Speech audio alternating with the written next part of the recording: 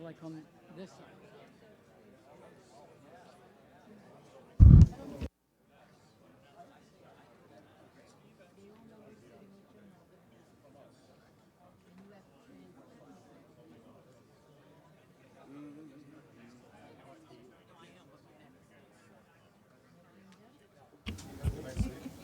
Good morning, everybody.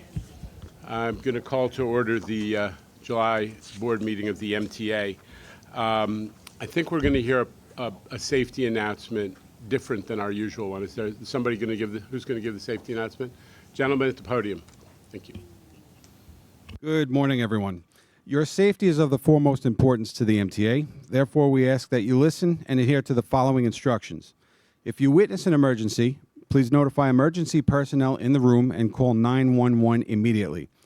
Please follow any audible instructions provided through the public address system or visually on screens in the event of an emergency. If an alarm sounds, wait for a public address announcement and follow instructions. If you're told to go to another floor or to evacuate the building, please leave all unessential items behind and use stairwell A just across the main hallway or stairwell B down the hallway past the elevators. If you have a mobility disability or cannot self-evacuate, please proceed to stairwell A. Please proceed to stairwell A, D, or E for assistance by MTA staff or emergency personnel. An automated external defibrillator, or AED, for use by trained personnel is down the main hallway just past the elevators. If you need assistance during an evacuation, please tell an MTA staff member or emergency personnel. Thank you and have a safe day. Thank you. We're now going to have our public comment session. Mr. Flynn is going to moderate. Jonathan. Good morning. We have 64 members of the public registered to speak today. As a reminder, we ask that all public speakers adhere to the MTA's rules of conduct and decorum. We will hear 60 minutes of public comments speakers in the room, after which we will have to transition to a separate live recording session. Recorded comments will be distributed to the board and posted on our board meeting webpage and YouTube channel. I would also like to remind all of our public speakers that in the interest of time and fairness to all speakers, we limit everyone to 2 minutes. Please be aware that you will hear a warning beep to remind you that you have 30 seconds to conclude your remarks. Our first speaker is John Chiarello, followed by Deborah Greif. Good morning, board members. My name is John Chiarello, president of TW Local 100. I'd rather not be here today, but I have no choice. My most vulnerable members are not being paid on account of a gross mismanagement by the MTA. I represent union members who have been physically injured, assaulted, emotionally scarred, and cannot work. You can't imagine the ordeals that they've been through. A member putting out a burning passenger, a train operator dealing with a suicide by train. These members are suffering as it is now and endured a burden and missed workers' compensation payments. The last thing anyone should worry about when they're trying to heal is whether they can pay the light bill, the rent, or food, and put food on the table. This is outrageous and unacceptable. We do not have millions of dollars in discretionary money to spend. Why is this happening? Because the MTA, always in a hurry to cut corners, but not in a hurry to do much else, decided to farm out administration of workers' comp benefits to a third party called Sedgwick. I warned you not to switch to Sedgwick until you were 100% ready. You and your representatives, including Jake, assured us everything would go smoothly and these critical payments would continue uninterrupted. It didn't even take 2 months to show the cracks. I hate to be the one to say it, but I told you so. Jan Oliba has a soft spot for privatization, an affection he does not share with our members. He has demonstrated it time and again by sending projects to outside contractors. In this case, he applied the same mentality to workers' comp benefits to a disastrous results. The bean counters and strategic initiatives who come up with these half-baked ideas keep screwing up. Instead of getting fired, they fail upwards and get moved and promoted to other positions. Sounds like strategic bullshit to me. Right now, 3,500 members of either missing or late. Thank you for your comment. We have been given Thank you for your comment. Thank you. That the workers' compensation issues are being Thank you for your resolved. comment. We will continue to hold the MTA accountable. Transit workers Thank you for your deserve comment. better. I'm not leaving from here. I'm now leaving from here to Thank go you for your comment. Just 1 second. I'm leaving from here. So just to let everybody know, Thank you for your comment. from here to go to Brooklyn Court for another assaulted worker. I hope Cedric gets that one right. And thank you to the board. And thank you for the time.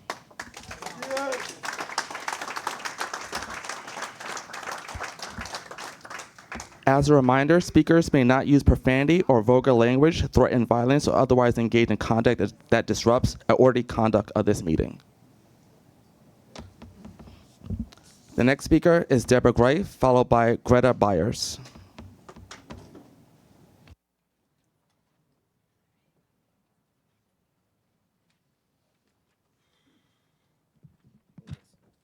Good morning, everybody. I would like to first say that in it's July. As you know, it's the 35th anniversary of the American with Disabilities Act, an act which is very dear and important in my family. I was born to a parent who is disabled, who didn't have really accessible transportation. Very few stations had elevators. Very few had ramps, and buses did not have the lifts when I was born, and she was. And now I wish she was still alive. She did see a lot of stations being made accessible. She saw the buses with the lifts. In fact, one time she got stuck with her wheelchair on the lift, but you know what? That made her happy for this reason. At least there was something that was trying to get her on and off. We were very glad when you switched to the front loading, which made it a lot safer. I wish for everybody who is whether disabled or not, please support the MTA and see that we get funding so that we can increase the amount of elevators, replace the old ones, make as many stations with ramps because ramps don't break, and keep updating all your buses. Thank you. The next speaker is Greta Byers, followed by David Kupferberg.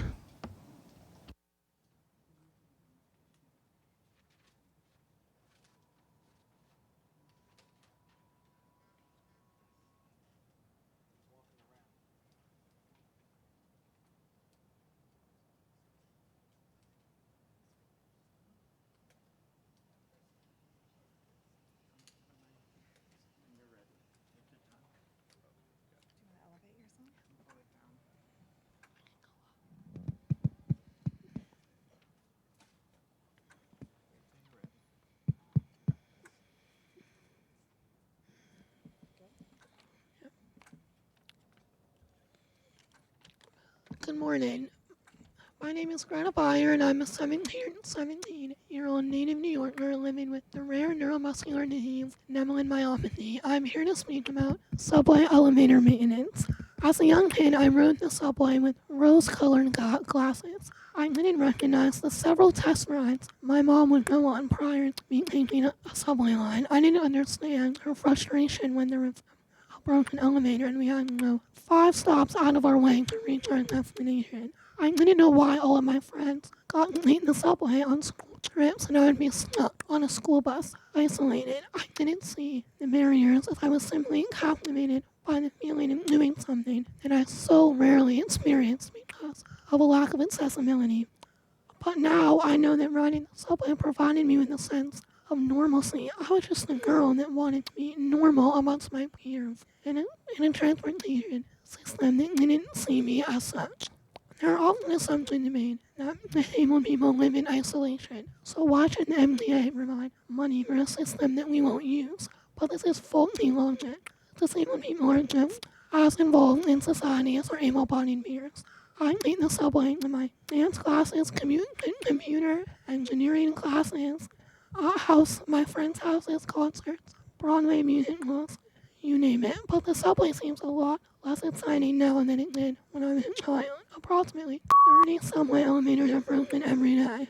When one of these outages prevents me from attending out an event, as previously described, I become inherently excluded from society, and transportation is the pipeline for participation in society. elevator maintenance is not optional. Almost everyone in this room will meet the same one at some point in their life, and I urge you to not wait until that point to recognize that the structural barriers. Thank you for your comment. Our city. Prioritize and settle the lawsuit. Thank you for your comment. In 2017, fighting for appropriate Thank you. subway elevators. Thank you. The next speaker is David Kupferberg, followed by Mo-Jing Chang. Good morning.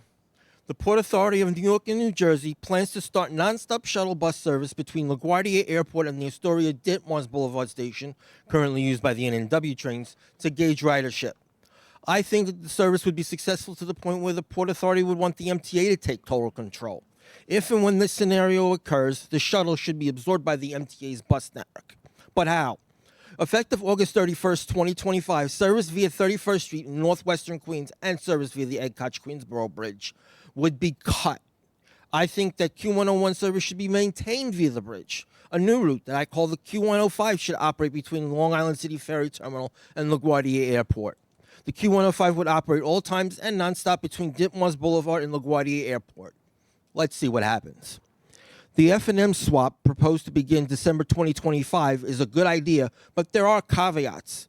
Due to the length of the platform, the M train could only use 8-car consists. Service may have to be added via the Queens Boulevard local to comply with the loading guidelines. If so, some trips during the weekday peak would have to operate between Forest Hills and the 2nd Avenue station in the Lower East Side, currently used by the F train. Great care would have to be used to make sure that operational conflicts are minimized. Despite what was discussed at Monday's committee meetings, on June 29th, I also walked the Q110 route from Jamaica Avenue and Francis Lewis Boulevard at 10:30 a.m. to 179th Place, then via 179th Place to Hillside Avenue. Then I helped people on Hillside Avenue at 180th Street until 12:30 p.m. Not a single MTA employee was at the bus stops to help the people. Not along Jamaica Avenue, not at Hillside Avenue either. Not one. Shame on the MTA. The next speaker is Mo-Ya M. Chang, followed by Julia McCarthy.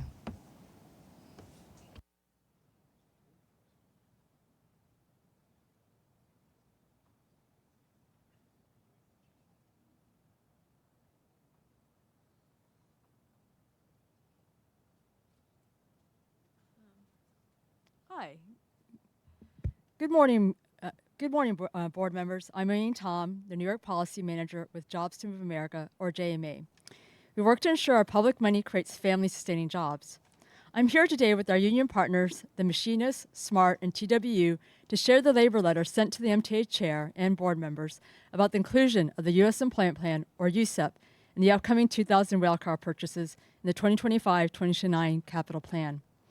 The USEP is a federally approved procurement policy tool that can be customized while requiring bidders to disclose the number of jobs the contract will create and retain, as well as salaries, benefits, and training programs.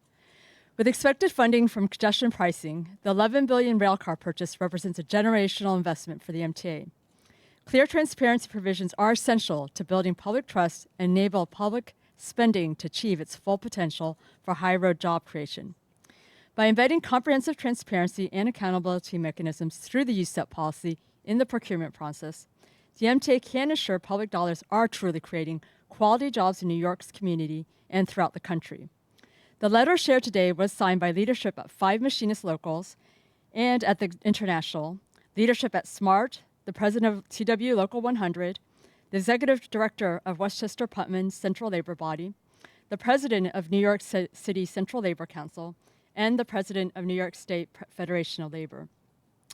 This labor letter joins the one sent in early April by Senator Michael Gianaris and Assemblymember Harry Bronson, which was signed by numerous state legislators calling for the inclusion of the U.S. Employment Plan in the new railcar purchases.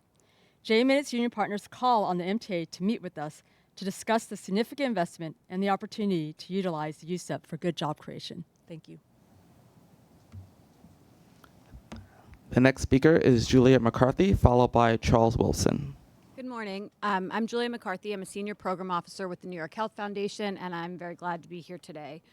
Thank you for the opportunity to speak. I was shocked, though, when I heard that the MTA was rolling back its alcohol advertising restrictions.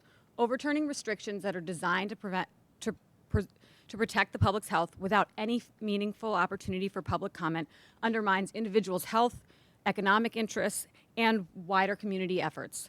Promoting alcohol is a really curious decision for an authority that oversees bridges, tunnels, and busways. Alcohol advertising increases risky behavior, including drunk driving. Alcohol ads encourage adolescents to start drinking earlier and in greater amounts, and they also trigger cravings that can threaten individuals' recovery. The MTA claims that this is a smart economic decision, but for whom? Regular New Yorkers are going to pay the price. The inherent goal of advertising is to get individuals to spend more money, and that's problematic in a city where costs keep rising. And it's especially problematic for lower-income New Yorkers who are more likely to see these ads. With the MTA rolling out digital screens and advertisers increasingly resorting to surveillance data tactics, targeting marketing to low-income and other vulnerable individuals is only likely to get worse. Communities have been working to extend, not roll back policies limiting unhealthy advertising, and you'll hear from more of those members today. In fact, the city has just proposed new initiatives in its chronic disease strategy that would reduce marketing across public property.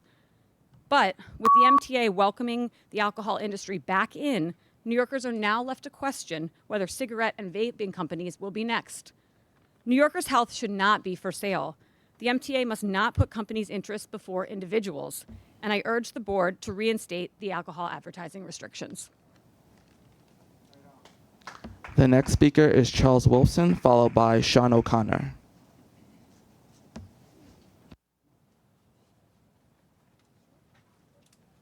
Morning, my name is Charles Wilson. Come from a long list of transit workers. My father, my four brothers had more time than me. I have 32 years of service, and I'm the rookie of my family. We dedicated our life here. I had a career-ending back injury on 2/14/24. Fractured 5 vertebrae, had 4 slipped discs, as well as other injuries. I have a mortgage, car payment, and many other bills like everyone else. Things went sour once Sedgwick was contracted out to handle workers' comp for the MTA. They said I was faking my injury. I wanted to throw that in, and it happened on camera, so I wasn't worried. I won my case. I was informed many people are not getting paid right now because Sedgwick is not doing their jobs and sending the checks out. My last check was dated 6/6/25.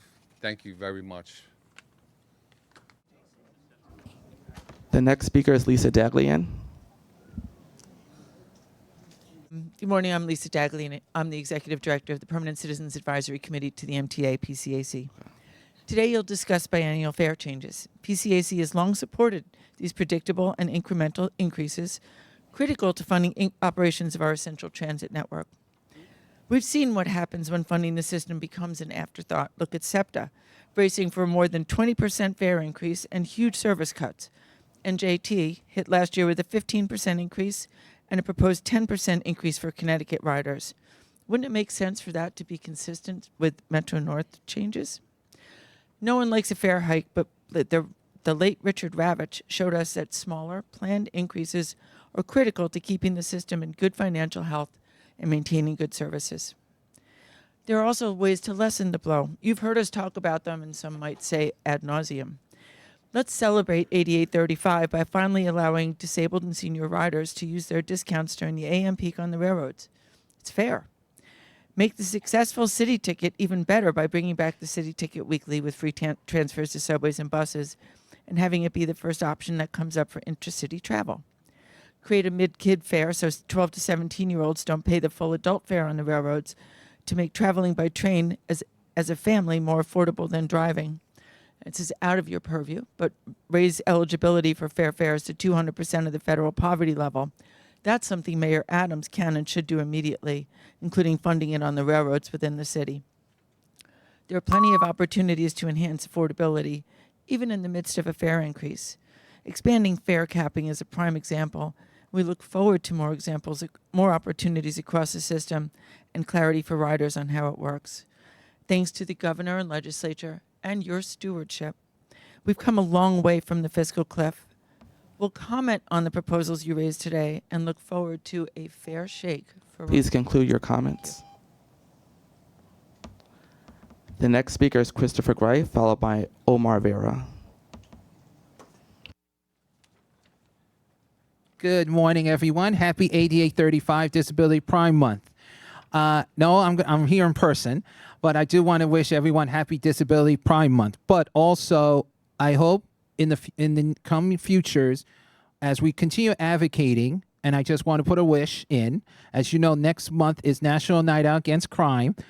I know NYPD does their events, but I've never seen an event for MTA Police, because I will definitely come to celebrate the National Night Out. As you know, Deborah was a former council president. I was a former explorer, and I love National Night Out.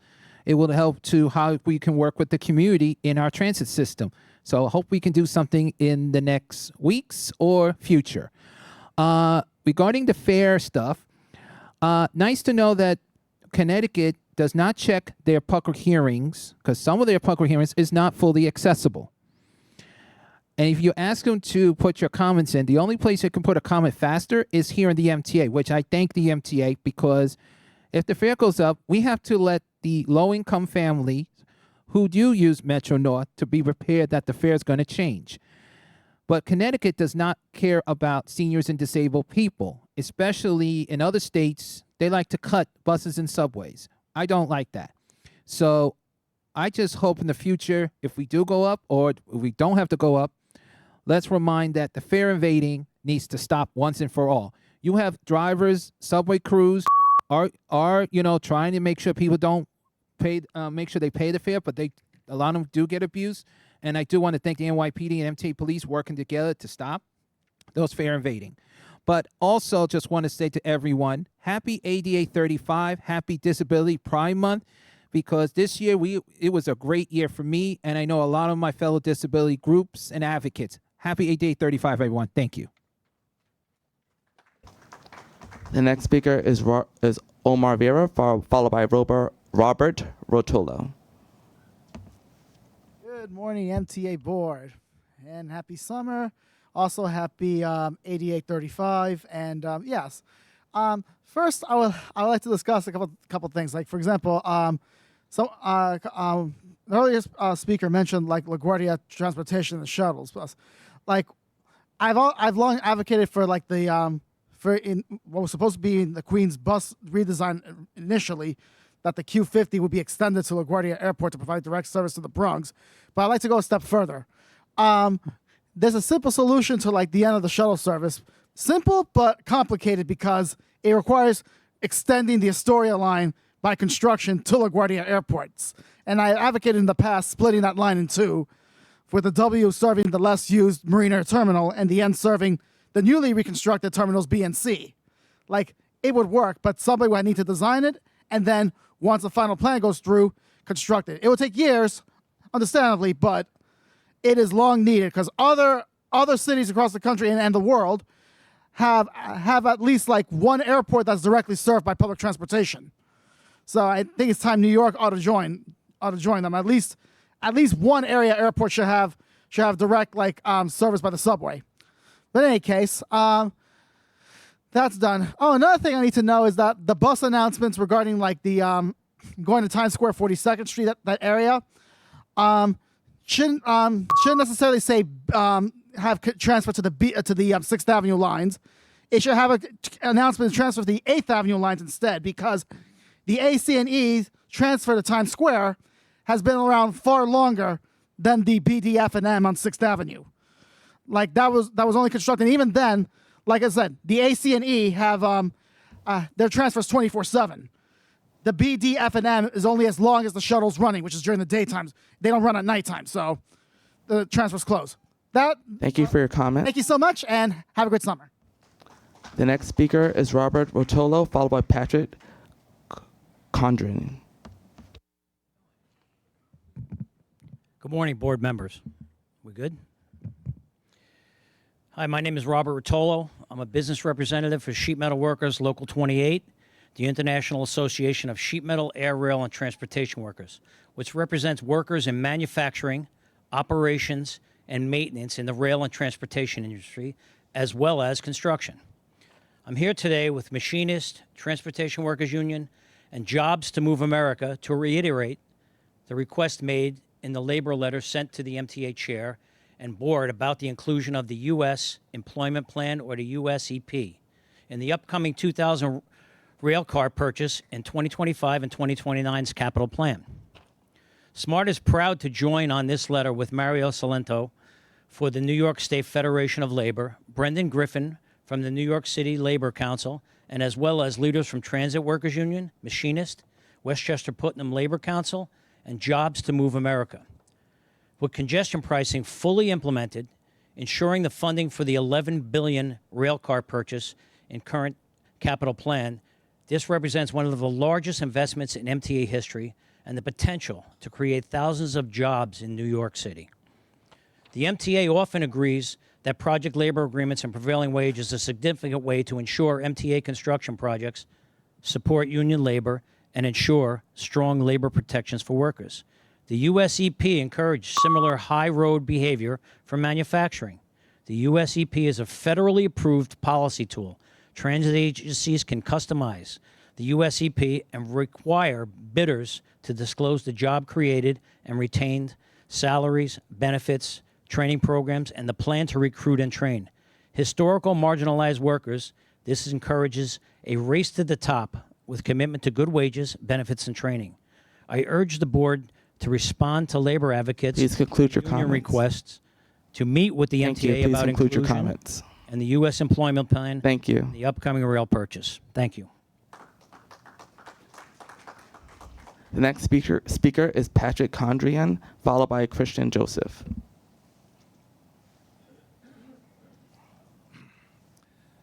Good morning. My name is Patrick Condren. I'm with the Bus NYC Coalition. Members include the regional private bus operators, mostly family-owned, serving the riding public for generations up to 60 and 100 years. I'm here to say thank you and give you a bit of a report for the last 6 months. In recent days, I've spoken to representatives of both Bus Association of New York and New Jersey who note that the positive impact for passengers on regular route services entering and exiting the central business district has been positive. And again, we say thank you. It seems to work. As mentioned earlier this year, I'm also pleased to update you again. The commuter and intercity buses and passengers have been experiencing smoother and faster trips in and out of the central business district, also known as the congestion relief zone. Specifically, New York area passengers in Long Island routes have noted demonstratively quicker access on the east side in and out of the Queens Midtown Tunnel. New Jersey commentaries include dramatically less traffic coming in, increased ridership due to smoother rider access primarily in the bus lanes and dedicated bus lanes being a key element here. Increased ridership on private buses is a part of the solution for congestion.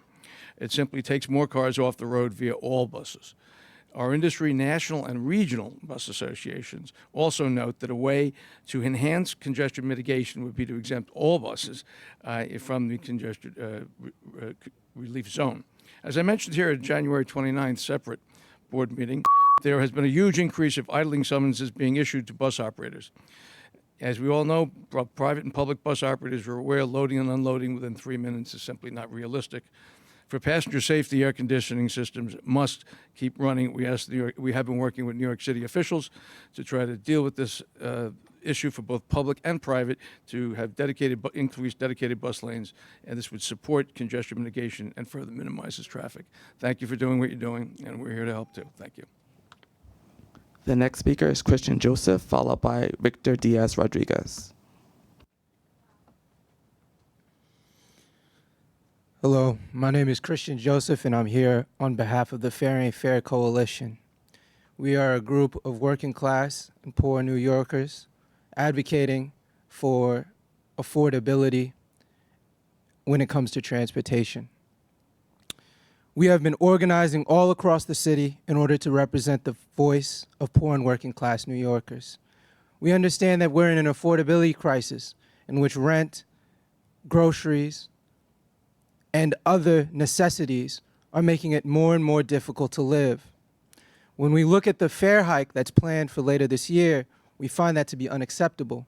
And in fact, we currently have over 1,000 petition signatures of New Yorkers saying that both the fare hike is unacceptable and an expansion of the fair fares program to a ceiling of 400% the federal poverty level is needed.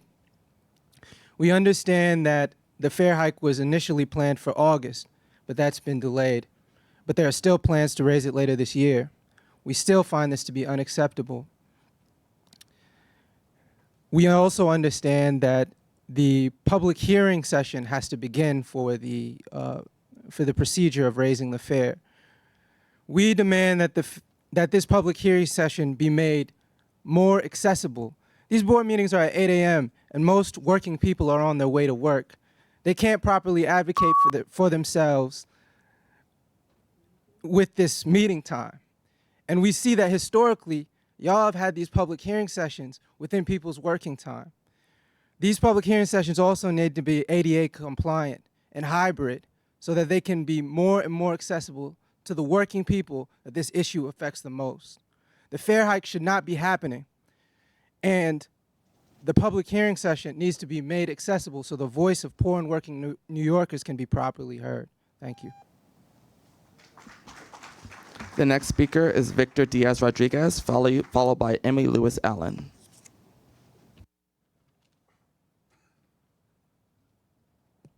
Good morning. Oh, hello. Hi. Good morning, everyone. My name is Victor Diaz-Rodriguez. I'm a documentary filmmaker. You can watch my short film, All Riders, on PBS. It's about the fight for accessibility in the subway. I want to start by applauding New York's finest, the NYPD, for arresting a second suspect in the horrible assault to an MTA worker that happened this month. I want to also thank the board for the announcement of the 12 new stations to be made accessible. That was for the capital program. I know my friend Michael Ring is excited. His station is Grand Army Plaza is on the list. You know, July is a special month for me personally. You know, my birthday's in July. But really, July is an important month because of the ADA, which turned 35 this past Saturday. Now, Marcus Johnson from Able News, I think, put it best in his recent article, where he says that the ADA is a milestone, not a finish line. And he's right. The ADA, is really the bare minimum. We have to go beyond. And this is where I think the MTA needs to lead the way with elevators, with ramps, with announcements. Mr. Albert will be happy to hear. I was on the train the other day, and the conductor was quite committed to announcing the elevator statuses, which I know is a thing that activists ask for all the time. Now, last time I was here, I asked you guys, what story do you want to tell about this building, about the MTA, relations with the public? And I think it's really yours for the taking. You guys can lead the way, you know, when it comes to getting the public on your side. You know, you got to put in the work. You got to keep delivering to get people on your side. And, you know, I see the ads on the subway where it says it takes a city. And it really does take a city. It takes a lot of people. It takes organized labor who are here today. And, you know, I just want to thank you all and just keep urging you to, you know, deliver so that you can get everyone on your side and to show that we can all make this city better and, in turn, make everyone who uses the subway, not just New Yorkers, but everyone across the world, more just enjoyable. Please include your comments. The next speaker is Emily Lewis Allen, followed by Joseph Morales.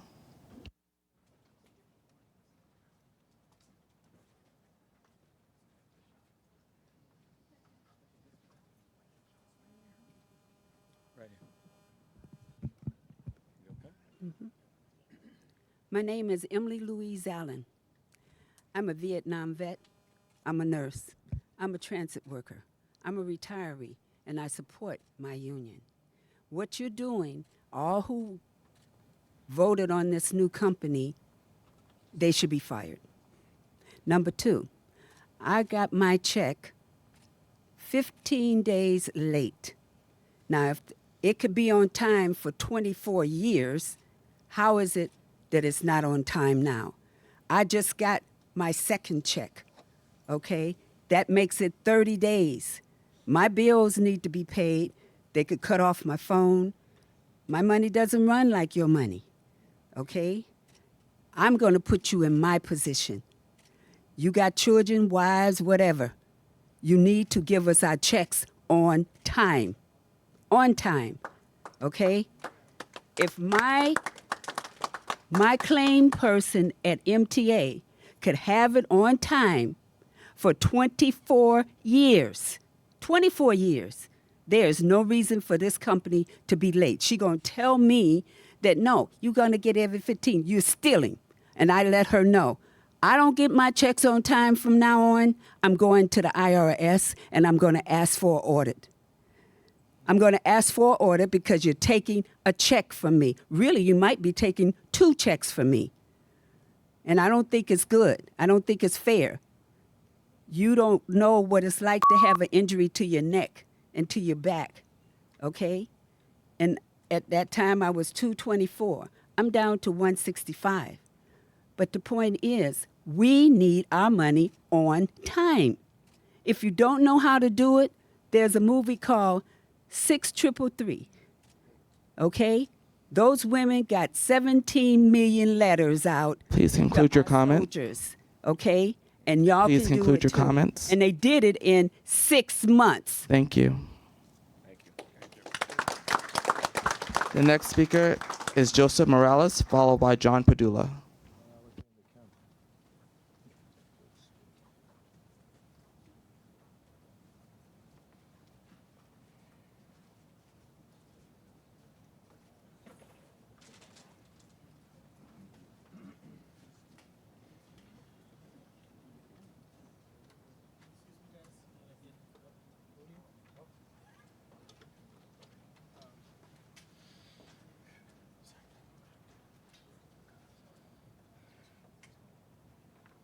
All right. Good morning, everyone. My name is Joseph Morales. I am a rising sophomore at.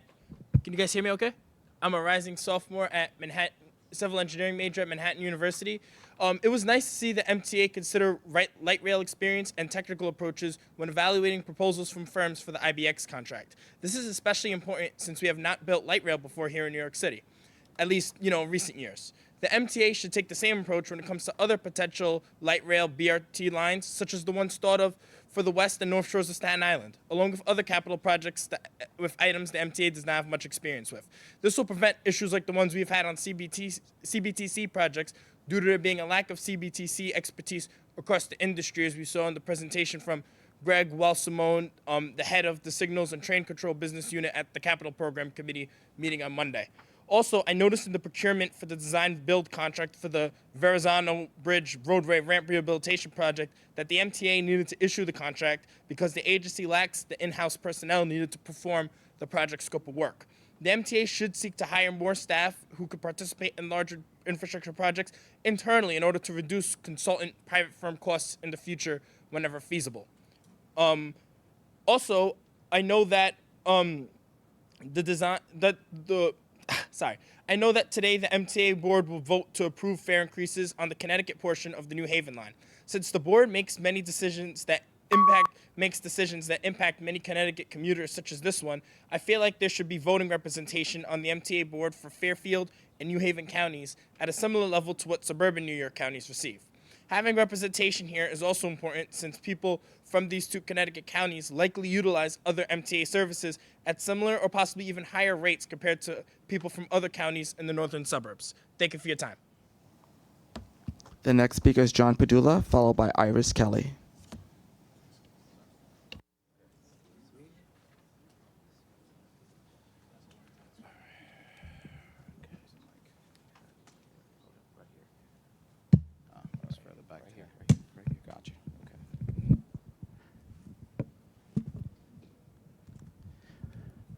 All right. Good morning, ladies and gentlemen. My name is John Padula. I'm an educator. I'm a supervisor with Educational Vision Services from New York City Public Schools. As somebody who comes every month to talk about the importance of accessibility, I'm thankful and I'm proud that we are celebrating Disability Pride Month. I spend a lot of time trying to convince blind kids and parents of blind kids and my teachers that it's respectable to be blind. It's different, but it's respectable. And you think about pride, it's kind of like salt when cooking. Not enough is unbearable, but too much is just as terrible. And when I think of pride, I think about dignity. I think about confidence and self-respect. And I talk to you guys a lot about reasonable autonomy and real choices. And last Sunday, I spent most of my day in the Buffalo airport.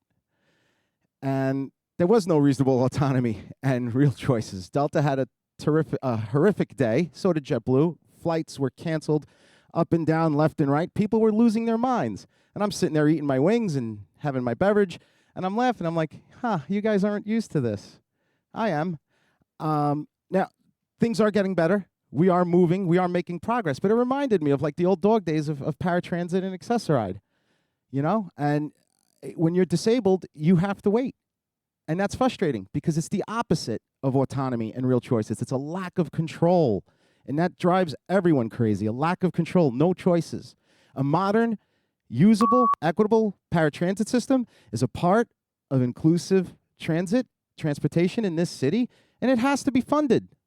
This agency, the city, the state, whoever it is, has to figure it out. Beyond my pay grade. But I'm glad we're talking about these things. I'm glad we're doing this work. I'm glad we're moving forward. Progress is being made that's going to be meaningful and Please conclude positively your impact comments. people's lives. Have a great summer. Go Bills. Thank you. The next speaker is Irish Kelly, followed by Sarah Kim.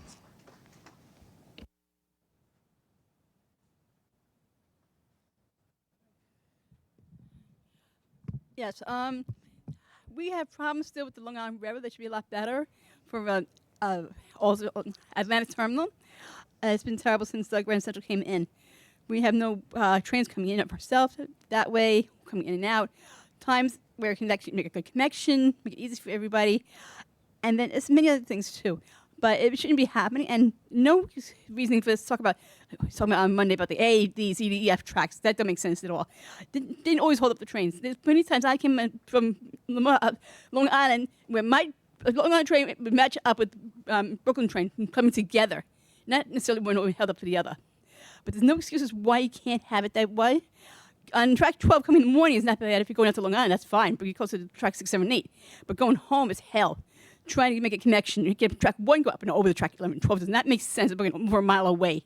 There should be an actual connection back like it always was before. I've been traveling for 7 years knowing this route back in my hand, how it always came in, when things were. And it was great then. And look at the report card I gave you over a month ago.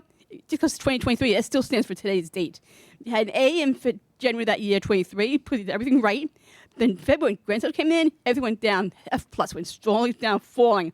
That's because of what things you've done to it. You better bring it back. Thank you. The next speaker is Sarah Kim, followed by Michael Ring.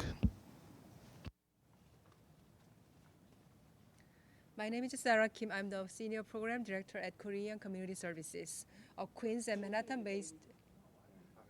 Oh, thank you.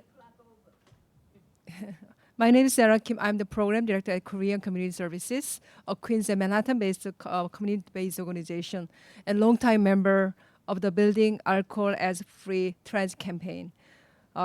Today I'm standing here because I see firsthand how harmful alcohol marketing is impacting our Asian American communities around New York.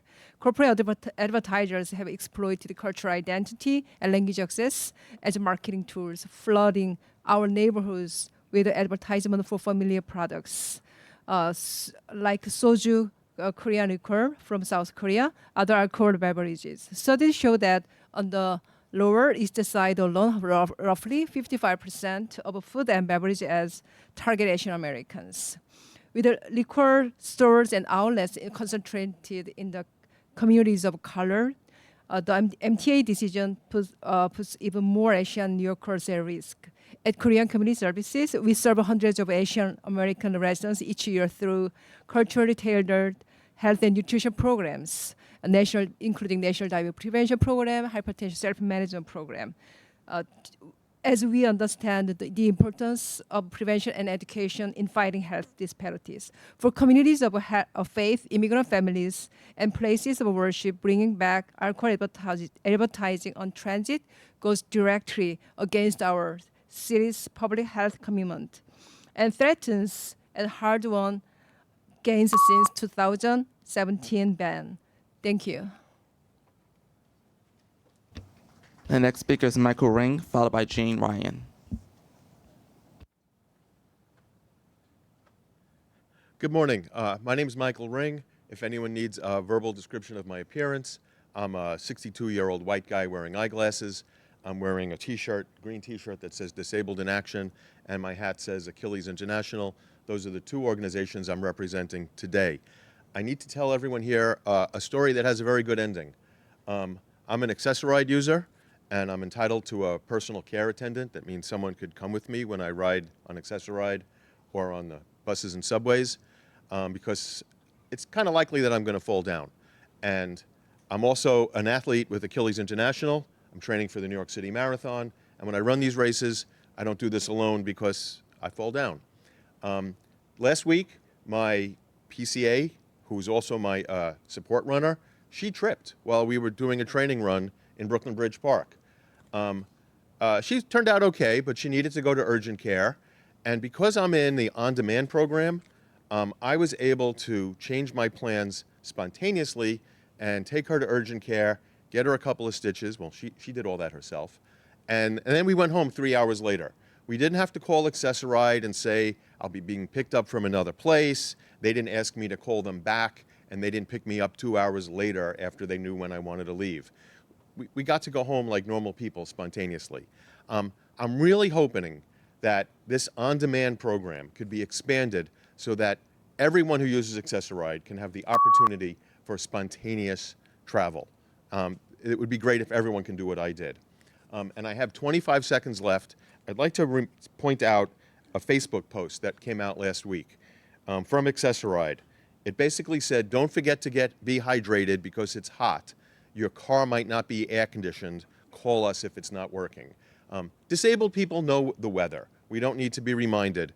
And Accessoride vehicles shouldn't leave their garage if the air conditioning isn't working. Please include your comment. Thank you. The next speaker is Jean Ryan, followed by Jason Anthony. Thank you. Hi, I'm Jean Ryan, President of Disabled in Action of Metropolitan New York, DIA for short. I'm talking about the inaccessibility of express buses again because nothing happens year after year after year. Last week I took one and was somewhat shocked to hear the driver say she'd never been trained, did not know how to operate the lift. I said, okay, I'll teach you. I'm the rider. I'm going to teach the driver? Yeah, I did, because I know how to do it from riding so long. So it took 20 minutes to get me on instead of 5 minutes, and everyone on the bus and everyone waiting for it was also affected. It's not just me, it's all the riders that want to take that bus and are on that. And if it's delayed an hour, it's delayed an hour. So the MTA has promised better training for many years, but it never happens or makes a difference, and that's why I have to keep bringing up this issue. Just having a lift doesn't make a bus accessible if we can't get on the bus or have to know enough to train the drivers. I really think that these buses are too complicated for the drivers to remember all the steps that have to be done in order when they don't do it regularly. And it's just, I see it every time I ride, even if they know they forget one or two things and have to be reminded. And if they don't do it, then people think the lift is broken, but it's not. So I think we really should get serious and try to get buses for the future that are low-floor ramp buses where it's like the other ones and the drivers will easily know what to do and we won't have these problems. Thank you. The next speaker is Jason Anthony, followed by Anna Humphrey.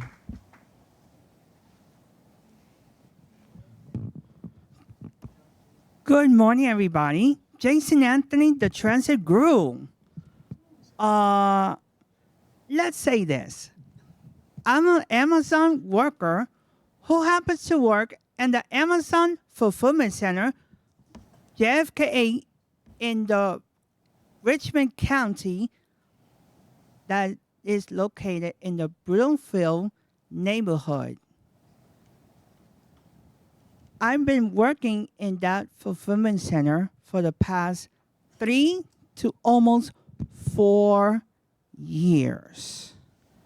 I had to take off from work today once again to come to this building to express a frustration that me, along with 8,400 Amazon workers, have with the S40 that is run by the Castleton Bus Depot, managed by a union called ATU Local 726. That oftentimes and during the weekends leave workers like me stranded, especially in the early morning hours. Especially people like me that have to take either the N or the 4 train to the Staten Island Ferry to the bus. It is not fair that me, a person with mental and physical disabilities, have to deal with being stranded. Oftentimes, dealing with safety hazards, dealing with rude drivers, and now dealing with white vans with charging passengers. Please conclude your comment. To get to where they want to go. Thank I you. want to thank Chris P. for all his help. Thank you. But we need to do more. The next speaker is Anna Humphrey, followed by Shane Kennedy.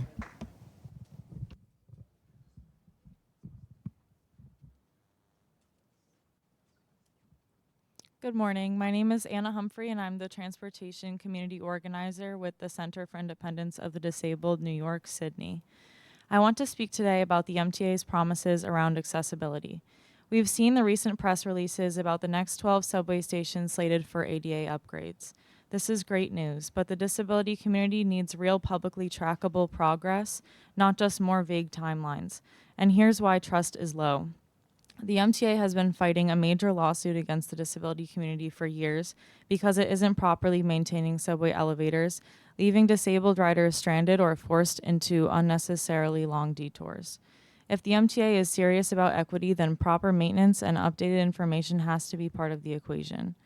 Riders with disabilities deserve to know when each promised upgrade will break ground and when it's expected to be finished, what stations are being prioritized and why, and whether the elevators and accessible features already in place are being maintained as required by law.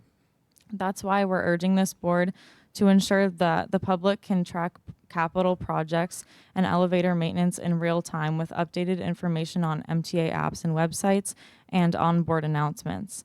The MTA needs to include the disability community in all stages of these upgrades, not just at press releases and during public comment periods. You wouldn't run $1 billion project without an engineer, so you shouldn't run an accessibility program without disabled people at the table.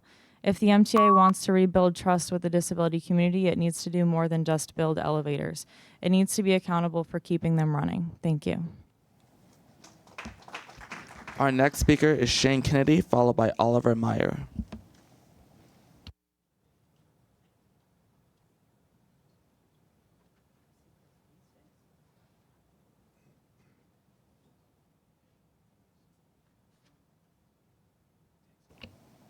Our next speaker is Oliver Myers.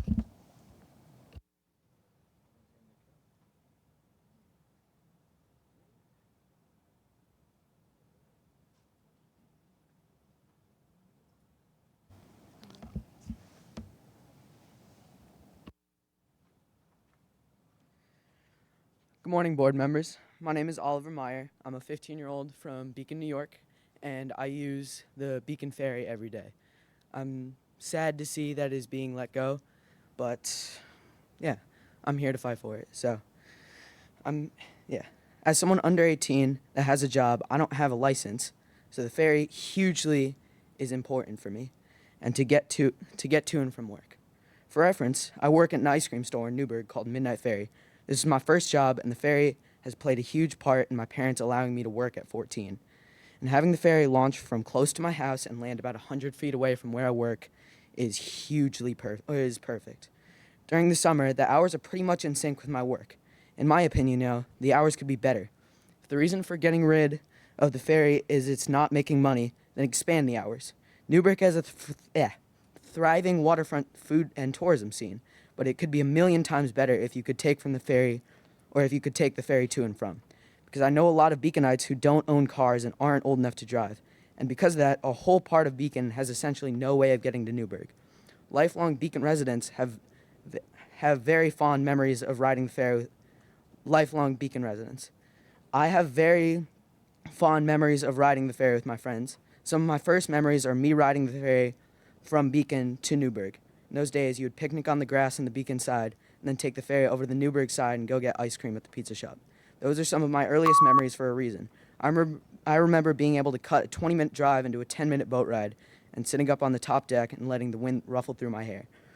In conclusion, I'm here fighting for Beacon staple, a Newburgh necessity, and a benefit to everyone has ever ridden it. Thank you so much. The next speaker is Philippe Phillips.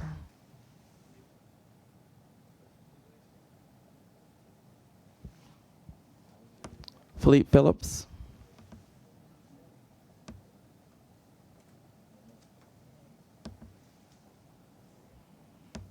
Hi, my name's Philippe, and I'm an organizer for Save the Ferry in Beacon and Newburgh.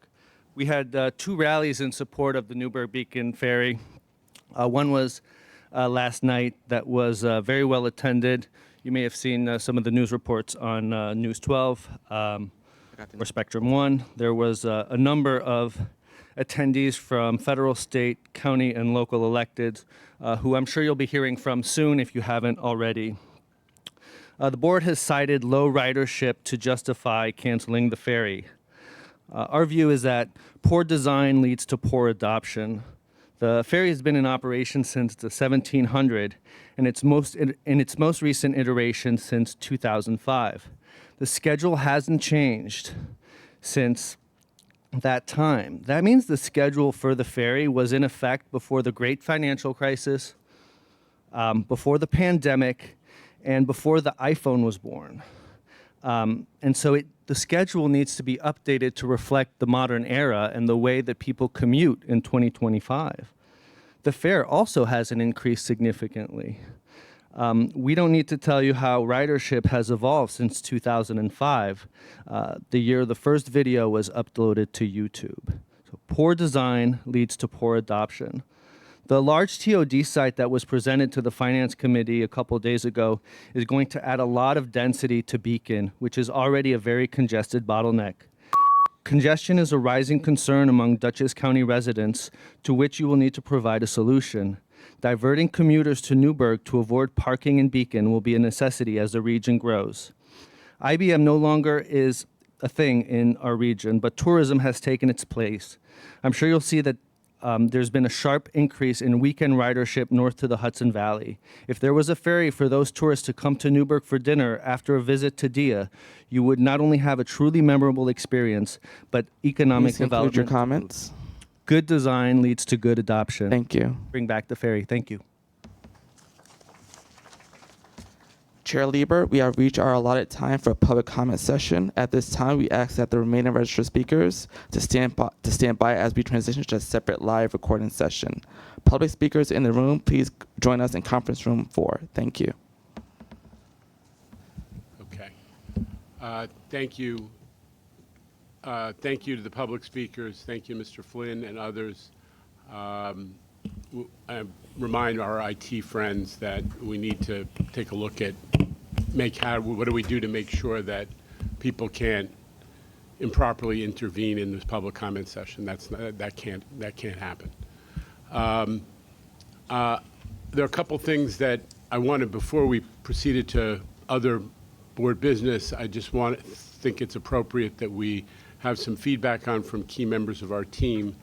One is about the response to the tragedy and the horror of what took place on Park Avenue a couple days ago. So I'm going to ask Chief Kemper to talk about that. And also, I want to get an update for the board from President Critchlow about the electrical outage that had such a big impact on our service yesterday. Chief Kemper. Thank you, Chairman Lieber. Good morning to all.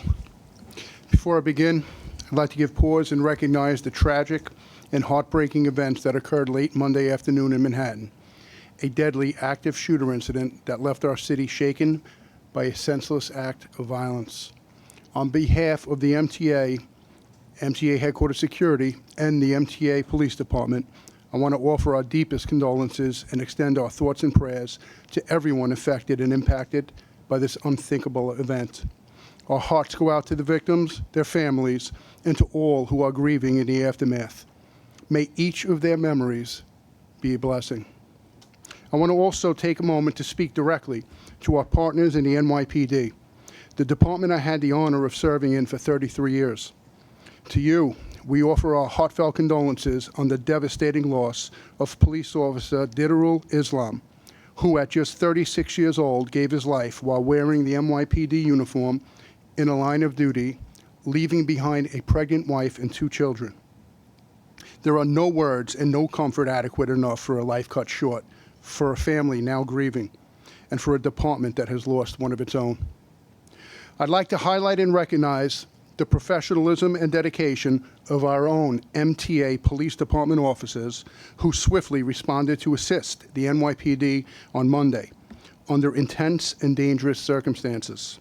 They worked shoulder to shoulder with the NYPD to secure the scene, guide frightened people to safety, and to restore calm to a dangerous and chaotic situation. I could not be more proud of them for their courage, their professionalism, and their commitment to protecting the public. To the board and to the millions of people who depend on our transit system every day, I want to offer this reassurance.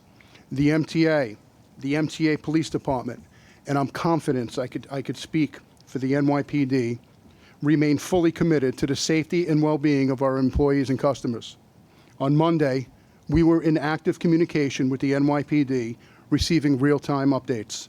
This enabled us to quickly respond and assist the NYPD and to redeploy our police personnel to MTA stations in the area, including our subway system, the Long Island Railroad, and the Metro-North Railroad. That rapid coordination was critical, and it worked.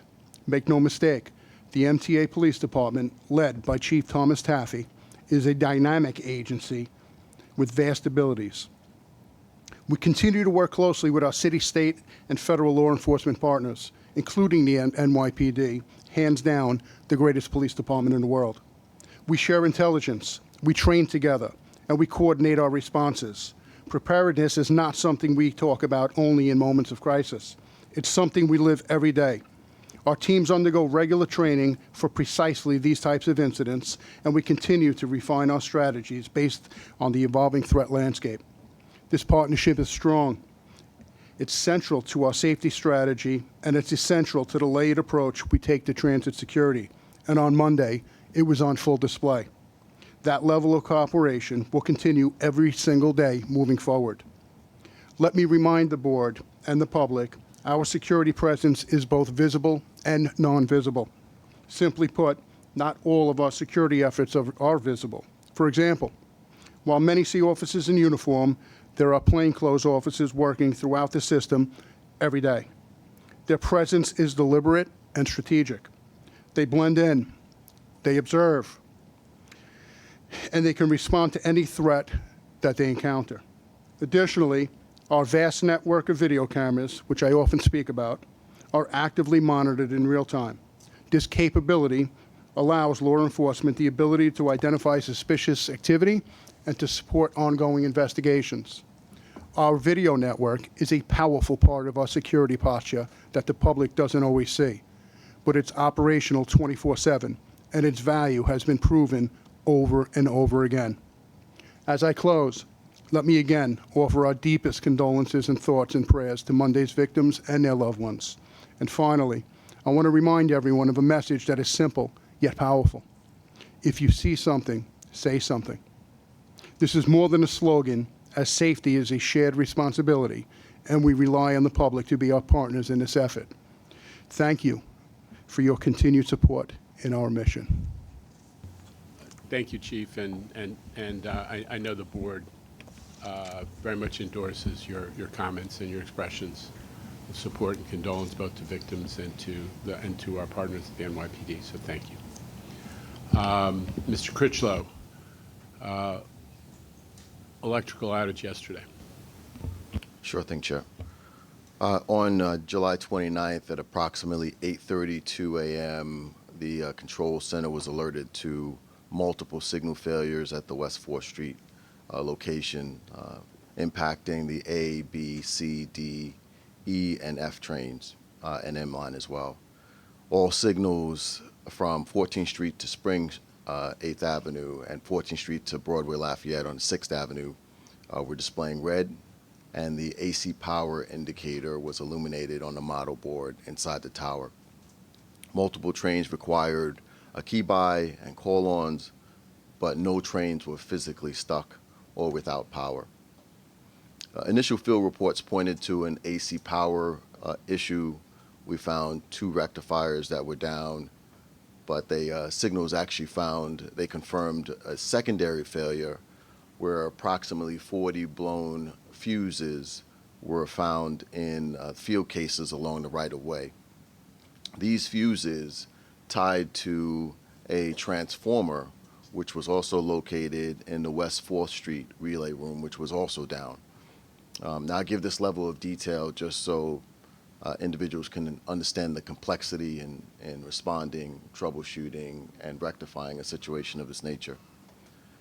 As part of the investigation, we found 2 separate surges of power, which those remain under investigation.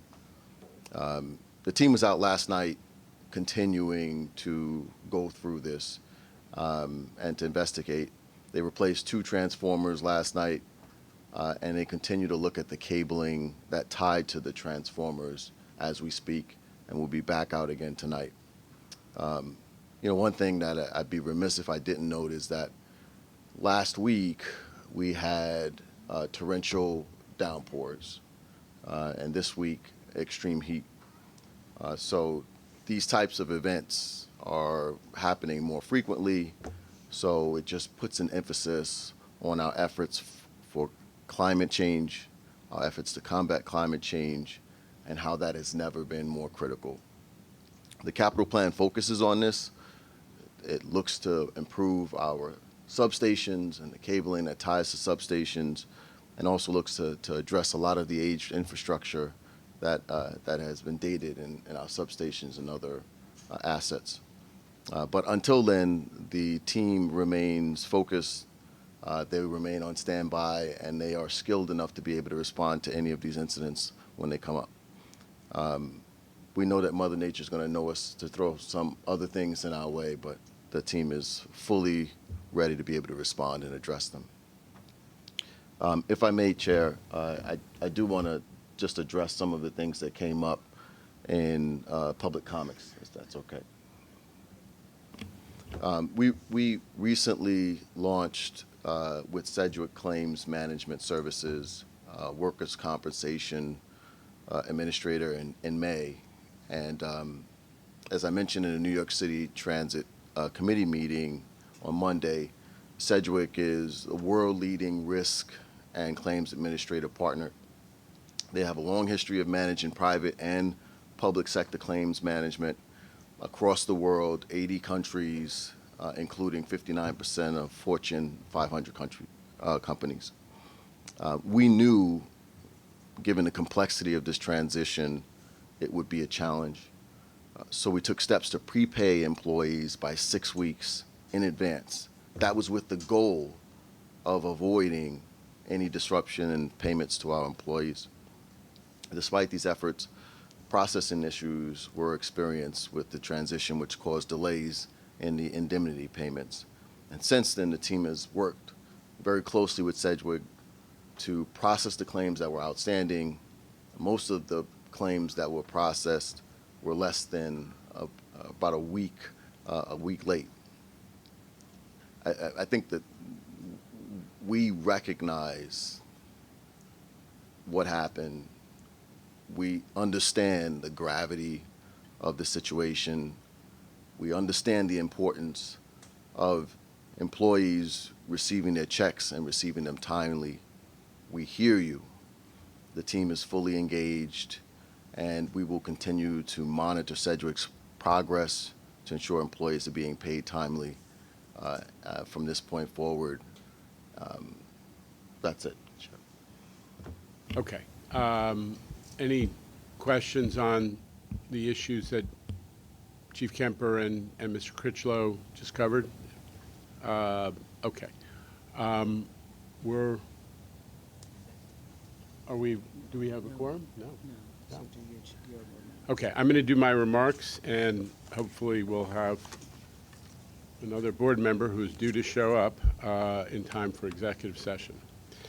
No, we can't have executive session without a quorum. I think we can take a break. Okay. All right. All right. Well, we're going to take a 10-minute break in rooting for one of our board members to make it to the table. Thank you.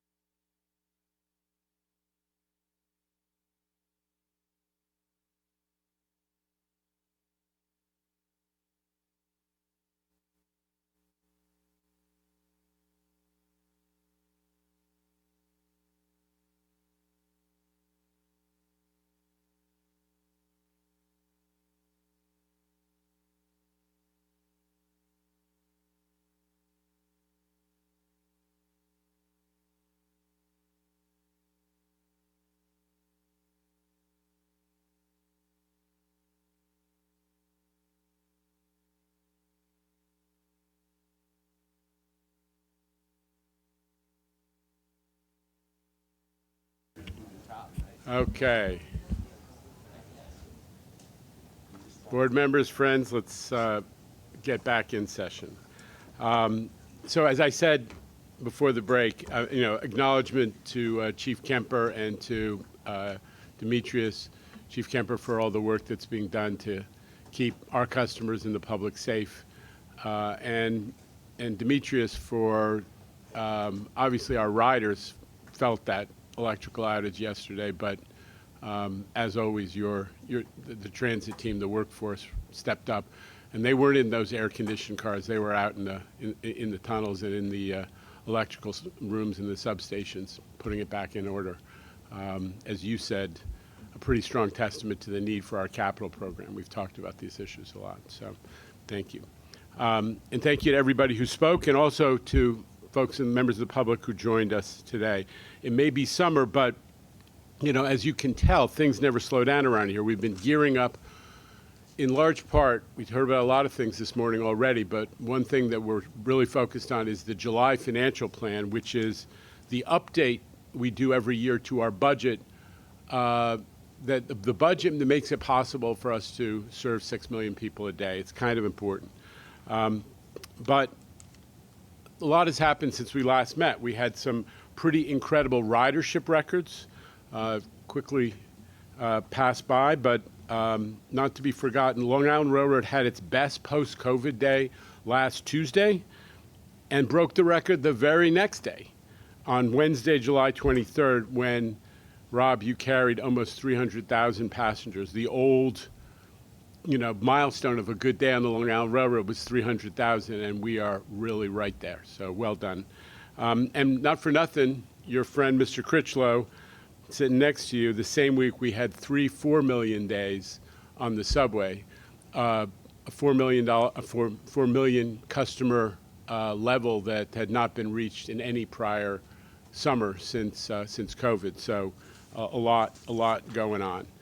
And all of this happened, as folks know, the same week the city got pounded by that heavy rainfall, a lot more than 2 inches in a single hour. Someone told me in Central Park it was over 4 inches. And we all saw the videos of that flash flooding on social media. Geysers erupted in a couple of stations because the city of New York's sewer system exceeded its, limited capacity. At this point, after 2 or 3 of these so-called 100-year storms happen, in the past year or so, it's pretty clear that our friends at the City of New York need to expand their wastewater and storm sewer water management infrastructure to deal with the consequences of climate change. We are trying to convince them to get started on that. It is a long-term project. It's going to cost a lot of money, but just like they spent 20 years rebuilding building the third water tunnel so New York City wouldn't run out of water, it's time to build the sewer capacity so New York isn't overwhelmed by rainwater. And we also need them to deal with another factor that is contributing to these flood conditions, which is the city DOT, when they pave streets, is piling on asphalt, and if you watch it, the curb gets reduced to 1 inch or 2, and that's what allows all that water to get on the sidewalk. And once it's on the sidewalk, you know where it goes? Down our stairways into the subway system and through the vents that we have all along, for example, 7th Avenue, which got hit so bad last time. So we need them to, rethink how they're doing their paving and repaving to make sure that we have enough of a curb to channel all the water into the drains, into the catch basins. That is the water collection system that needs to work at the street level, and we need the curb management and the paving system to keep it from being destroyed. So we're going to keep working with City DOT. As I said, they are our partners in many, many areas, but this is one where we need a real change and some quick action. The heroes of that night, that week, were the transit workers, the folks who got out, worked the long hours to pump out the water and restore full service in the wee hours. And that was true also of, not to be forgotten, of the Metro North workers who help us to recover from the conditions that were both in the Mott Haven Yard and up the line as well. So Justin, please let them know. We had full recovery. I mean, obviously the social media created a sensation, but not to be forgotten, we were back in action on every system, subway, bus, both commuter rail lines, by midnight that night, and we ran a full morning rush the next day. So I got a chance, that's what the photo's of, to thank some folks in person a couple days afterwards. And I just say that the storms like this and what it takes to combat them are a reminder of the dedication that is routinely shown by our workforce, and also a reminder of the work we have to do on resilience. We are already doing a lot. The Rockaway project, which we celebrated a month or so ago, flexible floodgates all over Queens, flood-proofing electrical substations and bus depots, cleaning our drains with our vac track. We have a vehicle that is just designed to allow us to keep drains clear. Upgrading our pump rooms, a huge investment that we've been making and that will be made again and again for, I think, close to 50 pump rooms in the new capital program. But there is more to come. There's $1.7 billion in our new 2025 to 29 capital plan. Some of those investments involve actually rethinking and reconstructing entire swaths of our system to help mitigate the risks that climate change has brought us. For example, the Hudson line, that Metro North line that's right up next to the Hudson River, it's going to get $800 million of upgrades to help manage the water. Going to lift the rail bed, because otherwise it's going to be underwater in a decade or so. And also to reorient culverts and all the water control systems so that the embankments, which are quite steep, you see that situation on the left on the screen? That's because one instance where the steep embankments become inundated with water and slide down onto the tracks, and we need some improvements to make sure that doesn't happen. We need also some investments by adjacent property holders. Now, some of the stuff that we're going to do is simple and involves a step or two added at the subway entrances to prevent water flowing down a stairway. It's not all rocket science, but it takes time, hard work, and money. These are not, new ideas at the MTA, but like I say, this group is dedicated to doing the hard stuff, and really fighting climate change, and the impact on our system is a huge undertaking that we accept and we're attacking. I'm especially proud that the new capital plan does foreground resilience and state of good repair. We've talked about that endlessly. But it also has a great deal of investment in expansion, meaningful expansion, not shiny new objects, but meaningful expansion like the Interborough Express, which uses existing infrastructure. I love this. We're using underutilized existing infrastructure, a freight rail line that gets one or at most two trains a day, and we're going to turn it into a light rail line that serves maybe 200,000 people a day. And so I'm excited that today the board is going to take a vote to approve the full design, the complete design for the proposed 14-mile light rail line that's going to connect the Brooklyn waterfront at Bay Ridge with Jackson Heights, Queens. The map, which you see on the left, Shanifa Riera and the team that she oversees that does a lot of our visuals have actually mapped it out and showed where it crosses the existing system. It connects to 17 subway lines along the way, a complete change of mobility and access for so many people all along. And it also deals with, you see some spots in the system where there are no connections. That's because those are rail deserts. Those are neighborhoods that don't have subway or meaningful commuter rail access. Neighborhoods like East Flatbush, which is beyond the junction, or Maspeth, Ridgewood areas in Queens. Really, really changing the picture. This is a huge deal. The IBX is going to change people's lives, and folks are understandably psyched about it. The Times published a great piece yesterday that shows the actual route. And there was an essay a couple days before where the authors actually walked the whole 14 miles. And Cranes gave a great editorial. This is attracting a lot of attention to the opportunities for housing boom, which we know the city is desperate for. Credit to Governor Hochul, who has been a huge champion of the project since she and I first talked about it in the fall of 2021, within a couple weeks of her taking office and my taking on this role as acting, at least as acting chair. We talked about projects that were underway, and she fastened on this one, and she has been pushing it forward every step of the way, making sure we had the resources to advance it. Let me say this, it is, people talk about who's doing what, but let me tell you, Governor Hochul is perhaps the most impactful governor on transit issues since Nelson Rockefeller, because she has, in 2023, helped us solve the fiscal crisis, which is now threatening the basic existence of transit in big cities like Philadelphia and Chicago and even Washington.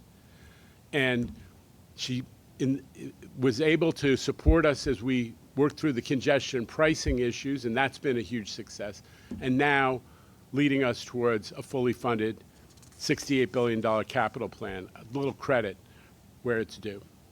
And I don't want to forget the most important expansion ever that we are undertaking, which is the vertical expansion that's necessary to create accessibility system-wide in our subway system. Last week, we announced the 12 new stations that will be getting ADA upgrades as part of the 25 to 29 capital plan, which actually funds a total of 60 new ADA stations.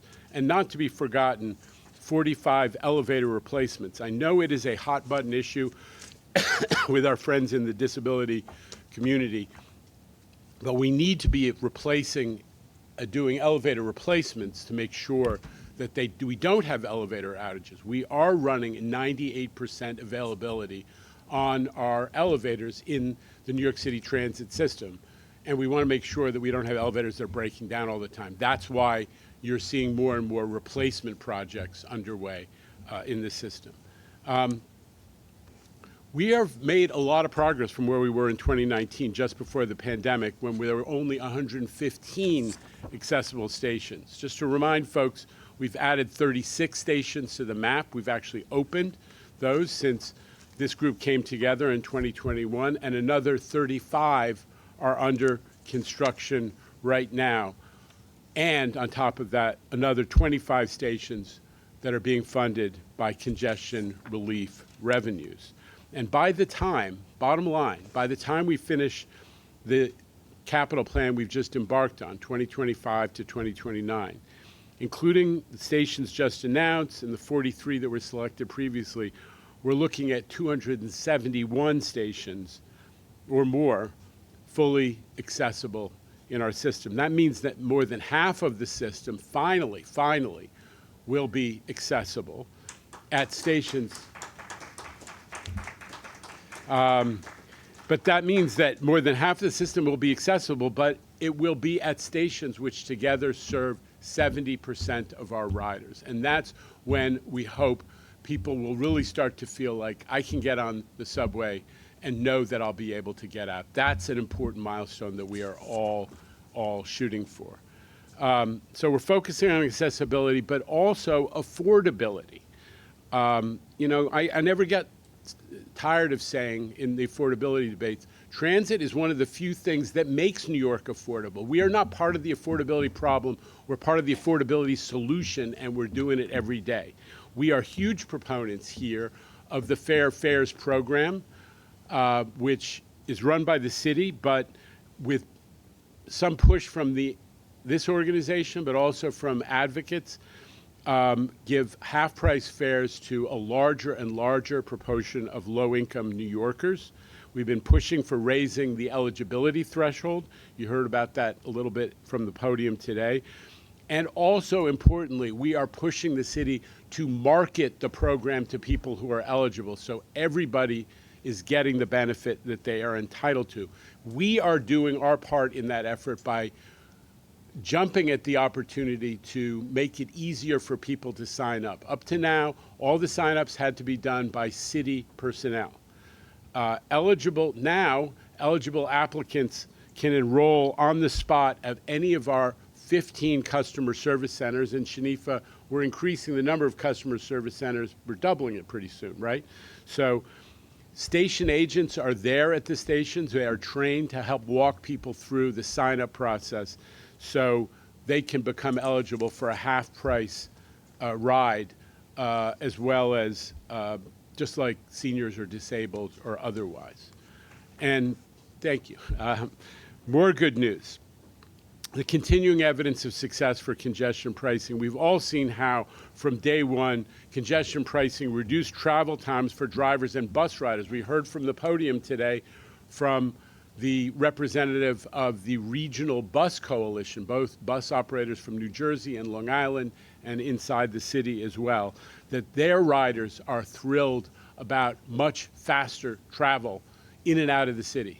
The Holland Tunnel is a lot easier to get through with a bus than it used to be before congestion pricing. But we've also are very mindful of the improvements to pedestrian safety and air quality and the reductions in noise pollution. And now there's a new data point, which we learned of this week from Cranes, that truck entries into the congestion relief zone are down in the first half of this year as delivery firms are switching to smaller vehicles to manage their cost exposure, which makes sense. We created an incentive structure. If you can, bring a smaller vehicle and it will have less impact on traffic and you will pay less. This is what we wanted to see. So there are fewer big trucks blocking traffic and a more efficient traffic system as well. We're also doing a big hiring push for those folks. Right now, we're doing a hiring push for new in-house jobs. This is part of the capital program. And we want to fill the new in-house jobs that are made possible by the new $68 billion capital program. We've been doing ads in the Chief Leader, which is kind of the union newspaper, but also other press outlets. We're going to be doing a lot more in-house work on this capital program, and we're looking to bring on really hundreds of skilled tradespeople, carpenters, masons, iron workers, plumbers, technicians of all kinds. Interviews are going to be taking place throughout August, and hopefully we can start onboarding people soon after that. But now I want to turn us to, I don't know if I missed a slide, did I?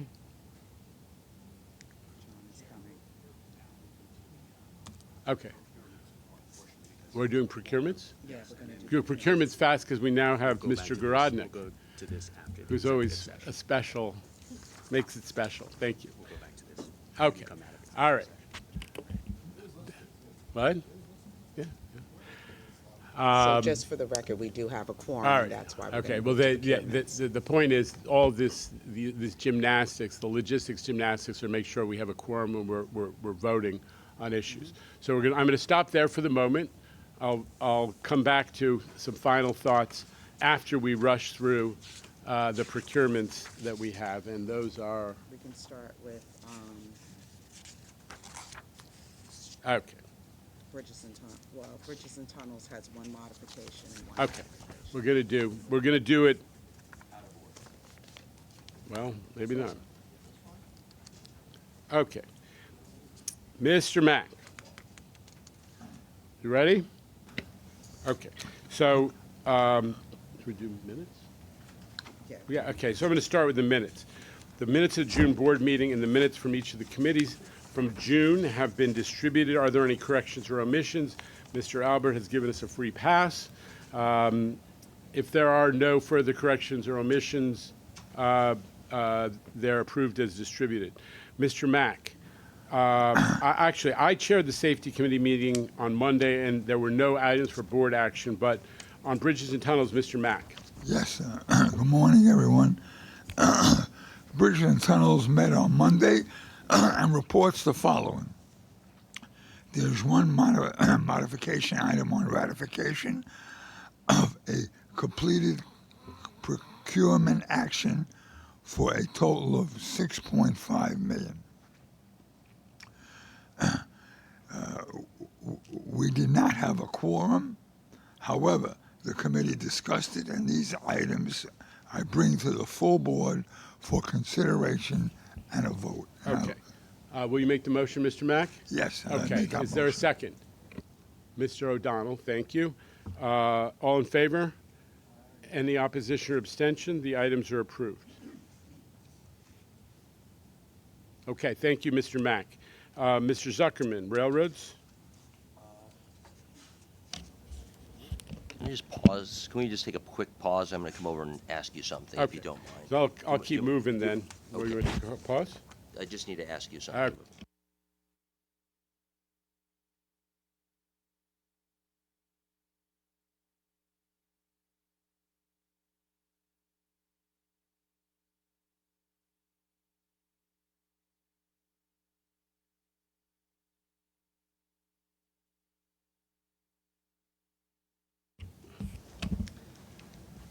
Thank you for that pause in allowing me to clarify language, if you don't mind. Yes, the railroad committees met jointly on Monday and report the following. There was one action on behalf of Metro North Railroad related to the Connecticut Department of Transportation fare changes.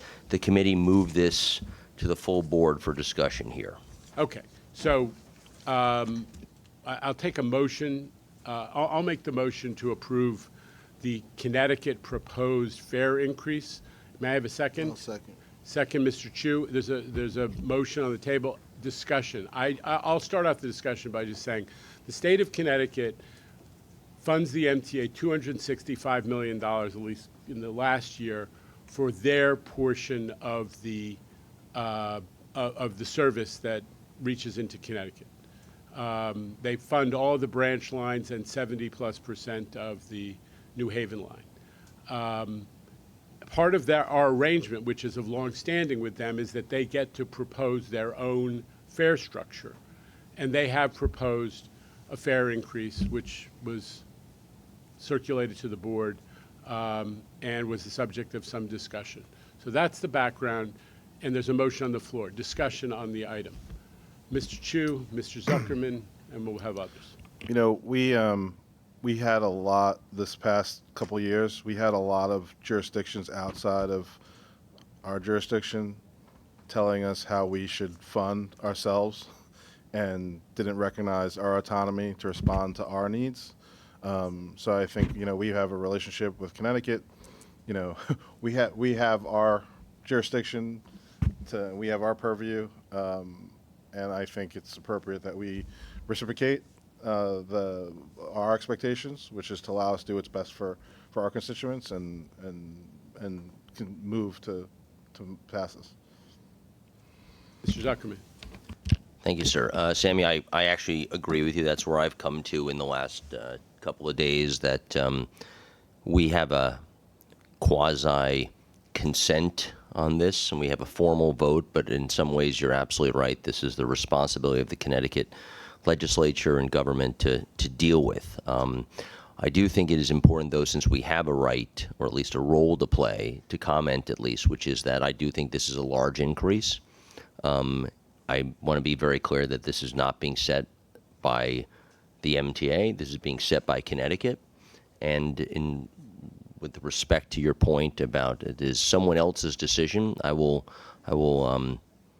concede that. I'll support it, but I do not like it. I do not like the size of it, and I do not like the short-term nature of so many increases. We are in a, to Jano's point, the MTA is often an affordability solution. I don't think this is an affordability solution. I think what they're doing is actually a harming gesture to their riders, but it's their riders in that sense, and we're just carrying them. Others? Ms. Miller, welcome. Yes, I just wanted to close the loop. There were several questions regarding the equity report, and I want to thank everyone for providing that to the board. And reviewing the report, there seems that there weren't any huge disparities for cross-border riders. There are some gaps in the report, but I just wanted to acknowledge that the report was provided, and it did show that there wasn't a huge disparity for cross-border riders. Thank you. Anybody else willing to be heard? Wishing to be heard? Okay. Mr. Albert. When Connecticut suggests this increase, is that solely for travel within Connecticut? And then when you hit the New York state line, our rates go into effect, or is it ours plus theirs? So this rate effect is just in this Connecticut territory. When they cross over from on our territory, our Greenwich fare to increases. Portchester. Yes. Yeah. Then it's our rates. Fare increases. Yes. And when someone is buying a ticket, which let's say Grand Central to New Haven, New York State's rates will go into effect as far as Portchester, and then the new Connecticut rate will take effect from Greenwich on to New Haven, for instance? I believe that's how it works. Okay, thank you. Seeing no other board member, Mr. O'Donnell.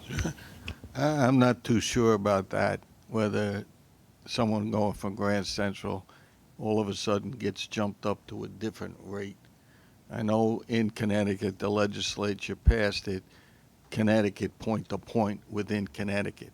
If you look at the fare schedule, it doesn't say that. It says the New York fares stay the same, and the increase is only in Connecticut. Right, so that's how I No, that is read it. correct. That is what Mr. Alberts described. Okay. I think we've done our best to clarify.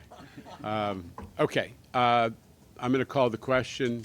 All in favor of approving what Connecticut has enacted? I have to see if I hear a few ayes. Aye. Okay. Any opposition or abstention? Okay. The item is carried. That concludes railroad. You can say just. This concludes the joint railroad report. Okay. Mr. Chu, Transit Committee? Chair of the New York City Transit Committee met Monday and has no items for board action. Thank you. And would you do the capital report as well, please? Chair of the Capital Program Committee met Monday and reports the following. Construction Development has 3 actions for a proposed expenditure of $483 million. The committee recommends these items, and I move them. Okay. Second? May I? Can I get a second? Mr. O'Donnell. Thank you. Any discussion of any of these items before we call the question? Okay. All in favor? Aye. Any opposition or abstention? The items carry. Go ahead. To continue. In addition, earlier in this week, Construction Development finalized negotiations for the aforementioned IBX design contract.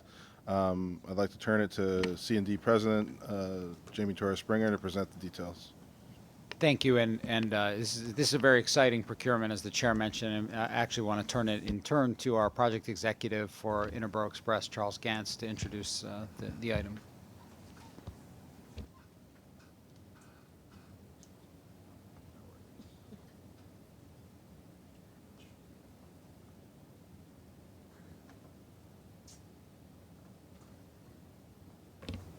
Good morning. The Interborough Express will be a transformative new transit connection between Brooklyn and Queens, and we're very excited to bring the design contract to the board for approval. The design contract before the board today includes a comprehensive scope of work. The engineer will first perform due diligence on the corridor, which will include surveys, geotechnical and environmental investigations, and structure inspections. Then the engineer will advance both civil and light rail design. Civil design includes site work, utilities, structures, and track. Light rail design includes traction power, signals, systems, stations, an operations facility, a storage yard, and rolling stock. Additionally, the engineer will assist with third-party negotiations and public outreach. Today, we're seeking board approval to award the design contract to the joint venture between Jacobs and HDR. The JV was selected because of its strong leadership team, its thoughtful management approach, its comprehensive understanding of corridor constraints, and its extensive experience performing the work of comparable magnitude and complexity. Thank you. Okay. We're going to open the floor for discussion, if any. I'll make the motion. May I have a second? Thank you, Mr. Zuckerman. Any discussion of the IBX design contract that's now being presented? There were negotiations going on, so they couldn't actually put it in the book. But we're glad you got there because we want this project to move. Anybody want to say anything before we vote? Okay, thank you. There's a motion on the floor. I'll take the ayes and the ayes. All in favor? Any opposition or abstention? The item carries. We have an IBX design contract. Okay. Audit. Yep. Mr. Jones, thank you for doing this duty. Okay. The Audit Committee met on Monday and discussed 5 items. A quorum of members was not present, and the committee brings these items before the full board today for a consideration and vote. For action today are the management letter reports, the single audit reports, the pension audits, the review of the MTA Inspector General's office, and finally the first quarter 2025 consolidated financial statements. And all of these items were included in the board materials. Yes. So folks have had an opportunity to look at them. So with that, is there a motion to approve? Mr. Chu, thank you, Mr. Jones, for the second. Yes. All in favor? Any opposition or abstention? The items are approved. This concludes the Audit Committee report. Okay. The Finance Committee. Thank you, sir. Mr. Zuckerman. Thank you, sir. We met on Monday and we report the following. First, the procurement agenda for MTHQ includes 2 actions for a proposed estimated expenditure of $7.3 million. The committee recommends these items and I move them. Second, Mr. Chu, all in favor? Any opposition or abstention? The item carries. Thank you. Moving to real estate, there is one administrative action item related to the acquisition of property interests for the 2nd Avenue subway project.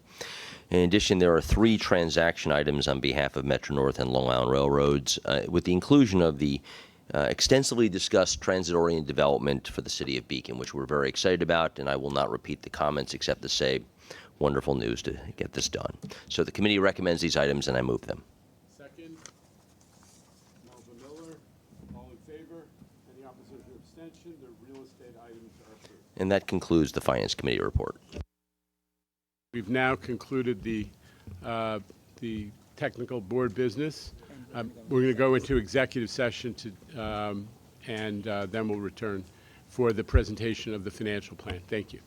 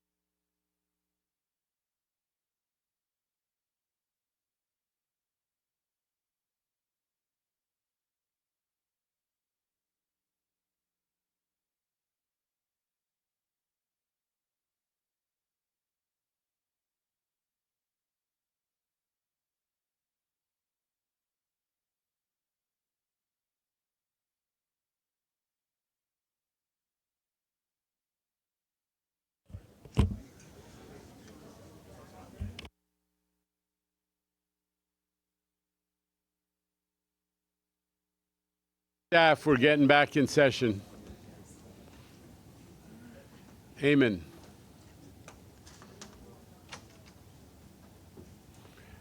Okay. While in executive session, the board discussed and voted affirmatively, Mr. Valenti, affirmatively on labor agreements between MTA and various labor organizations. So with that, let me just return to where I left off before and say we're now going to turn to the main event in terms of our ability to provide service and hopefully good service, which is the July financial plan, our budget.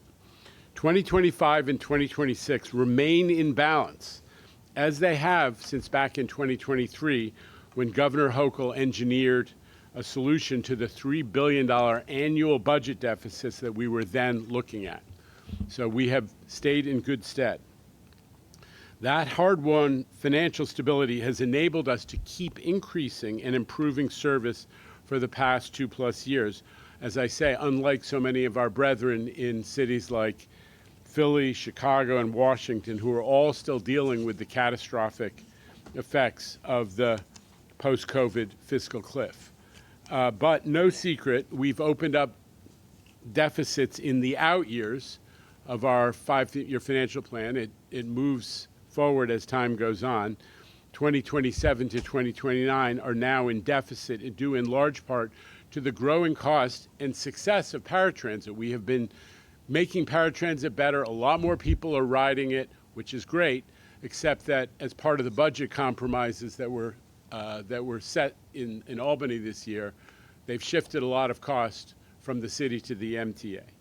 And that issue deserves and needs attention in Albany in the future. But right now, in the meantime, I am thrilled to say that the MTA, which is America's biggest and by far busiest transit agency, is and remains in the level of financial stability that we achieved a couple of years ago. And that's what allows us to serve 6 million people a day, is that we have a solid budget. And that the elected officials, there's a lot of issues and there's a lot of complexity and not everyone agrees about everything. But at the end of the day, in New York, our elected officials have stepped up to make sure that we can serve 6 million people a day and growing. That's what's made the difference. So with that, let me turn it over to Jay Patel, our CFO, for the details. Jay. Thank you, Chairman. As a reminder, the July plan is a mid-year update to the budget that the board approved in December. It informs us as we put together the 2026 budget. We use the results of the first 6 months of 25 to update our forecast, both on revenue and expenses, but it gives us a good solid forming of 2026, which we will update again in the November plan for this board. As a reminder, no action is required today. And then, again, we will update these forecasts in November and come back to this board for a vote in December for the 2026 budget.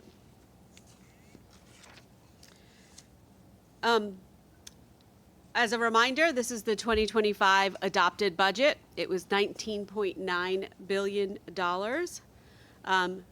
Couple of takeaways here, right? On our revenues, 43% of the MTA's revenues are dedicated taxes, and 26% of revenues for service are from Farebox.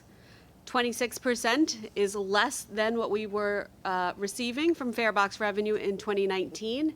In 2019, Farebox revenue represented 38% of our revenues. On the expense side, as many of you know, the largest expense is labor, which funds about 70,000 employees within the MTA.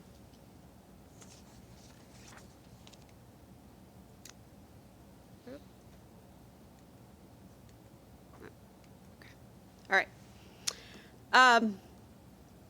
The board adopted this budget and gave us a challenge, and we are delivering. As the chairman said, our results for 2025 are better than what we had budgeted for. Revenues are higher and expenses are lower. Subway and bus revenues are better than budget by 2%. What does that mean? You heard us talk about record highs on the subways, 4 million plus riders. That is generating $34 million more in revenue than we had budgeted in the first 6 months. Thanks to the efforts of Demetrius and team, fare evasion has also come down on the subways. There's a 30% decline in fare evasion, which also helps us on collection of revenue. On commuter rail, the same good positive stories. We're seeing record riderships, and that's leading to more revenue on the commuter rail side as well than what we had originally budgeted. It's about 2%. B&T, revenues are on budget. Traffic is as we projected with a 1% increase. On dedicated taxes and receipts, our forecast is beating, our actuals are beating the forecast by about 3%. That's about $140 million. We talked about that at Finance Committee. We're seeing PMT a bit higher than we had forecasted, as well as urban taxes. On the expense side, we're delivering service at a lower cost and also delivering $500 million of efficiencies. They are on track. Our presidents, our agency chiefs are doing their jobs and delivering on the $500 million as promised in this budget. Does everyone understand that this, on an annual basis, the MTA is saving $500 million every year that we used to spend because our operating organizations, the railroads and transit and B&T, bit the bullet and have found innovative ways to save money. It's super important, and we're going to keep going. Go ahead. Thank you. So before we go into the details of the July financial plan, as the chairman reminded us, in 2023, the MTA was the first transit agency to solve its fiscal cliff. We had an unprecedented 5 years of balanced budgets. We continue to be firm on our financial footing while delivering more service at a lower cost, lowering fare evasion, and maintaining debt service at below 15% of our operating budget. We continue to have balanced budgets in 25 and 26, but the out-year deficits in 27 and 28 begin. So just quickly going through what we presented in July 2024. If you recall, we had out-year deficits of $428 million in 27, $469 million in 28, which totaled $897 million when we presented this plan this time last year. What did we do? We started working on looking at our expenses and revenues and where we could improve. So when we presented the November financial plan, we had deficits that totaled $797 million.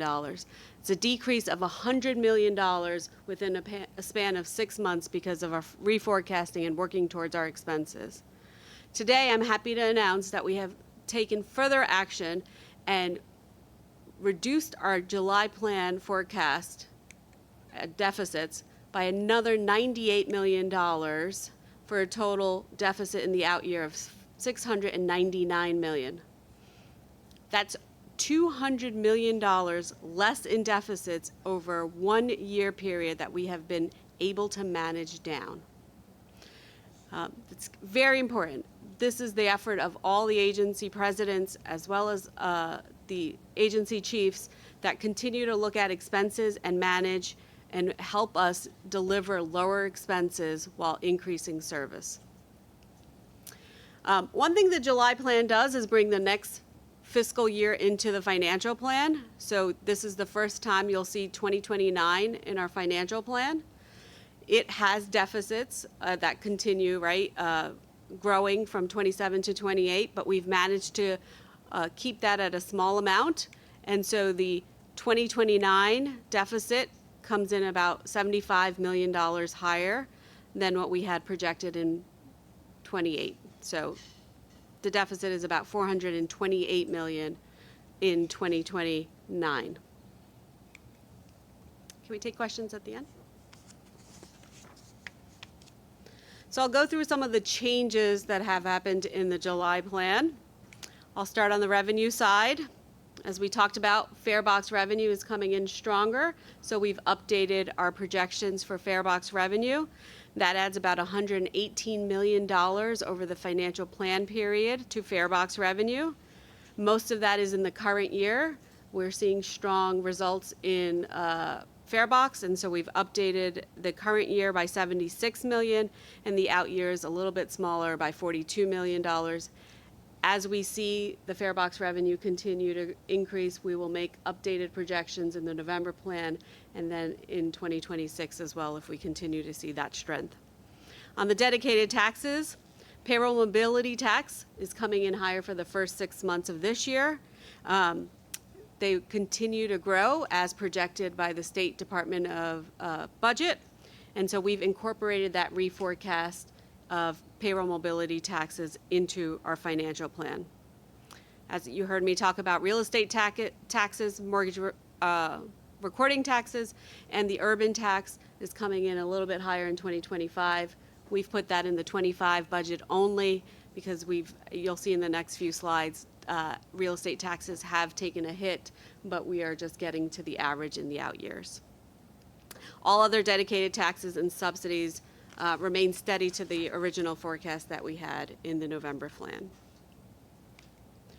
On the expense side, operating expenses forecasted to continue to be in line with what we had projected in November, except for paratransit, as the chairman spoke about. Paratransit trip growth is projected to be 20% over last year. This is a 3-year trend that we're seeing trips grow at 20%. So the net impact after fares and city reimbursement for paratransit to the MTA share of cost is about $400 million over the financial plan period for paratransit services.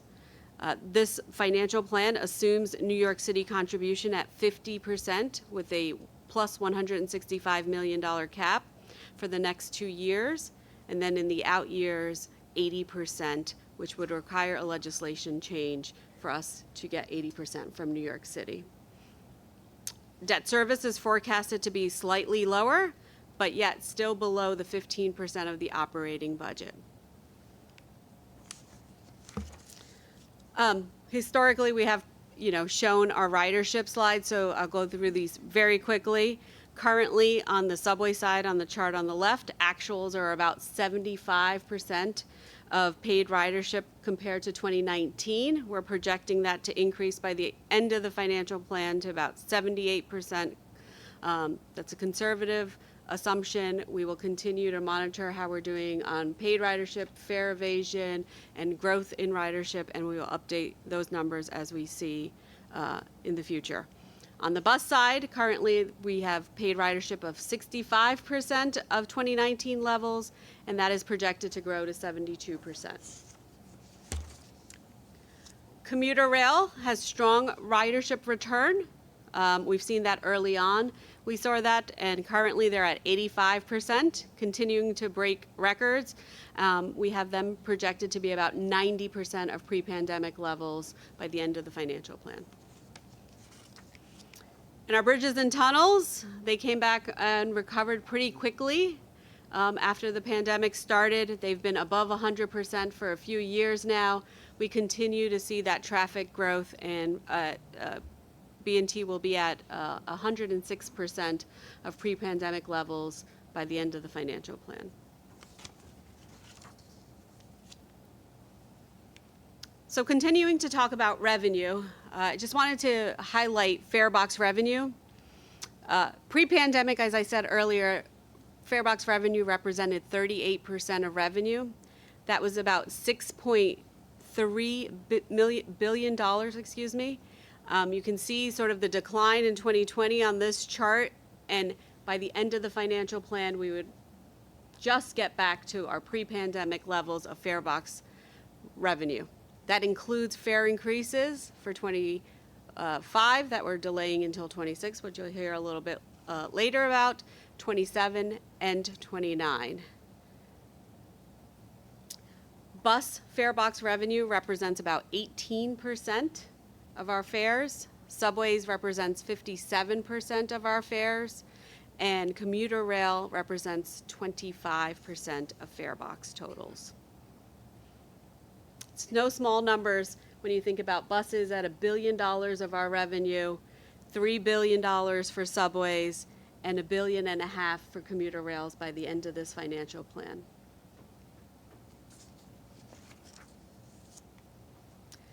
Real estate taxes. It's a volatile tax. Pre-pandemic, we generated about $1.1 billion that came to the MTA from these taxes.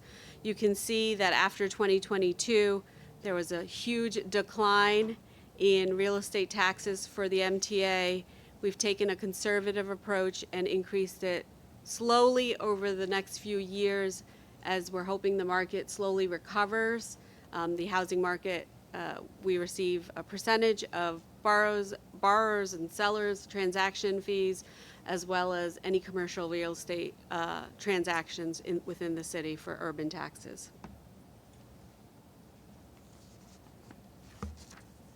So this is a graph of total revenue that the MTA receives. There's growth in revenue that's forecasted to cover most of the expenses in the budget. Each of these sources are important to keeping the MTA's financial plan and services at the level that we're delivering at. Any change in these revenues opens up larger deficits or not funding a service that we provide today. So let's talk a little bit about expenses. I mentioned paratransit earlier. I wanted to highlight some of the changes that we've been seeing in paratransit. The team is delivering great paratransit services. Trips are increasing 20% year over year, and our projections show that here. Paratransit expenses will have doubled based on this forecast within a 10-year time frame. What's driving some of this? It's not the cost per trip. Our cost per trip are staying about level, about $60, growing to $62 by the end of this plan. It's really about the actual number of trips that are demanded and delivered within paratransit services. 8 million trips were delivered in 2019. That number grows to 16 million trips in 2029. And that's taking a little bit of a conservative approach in the out years by the trip growth only being 5% in the last 2 years of this financial plan. So we've taken the approach that it's 20% trip growth in 2025, being reduced to 15% in 26, then to 10% in 27, and then 5 and 5. So if there's the continued 20% growth, there will be an increase in expenses on paratransit. But also I'd like to highlight on this is the MTA share of paratransit expenses. When we have this share of 50% plus the 165, originally it was about 80% of the costs were borne by New York City, and 20% after fares and urban tax revenue net was MTA. In 26 and 27, MTA share is about 30% of paratransit expenses due to the cap of $165 million passed by the legislature on reimbursement to the MTA. If trips continue to grow, that actual dollar value is a bigger impact. So again, a reminder, we've taken a conservative approach on the trips, but if trips continue to grow and the share changes, this could impact the MTA's expense budget about $150 million annually for 26 and 27, which would worsen our deficits in those years. Jay, yes.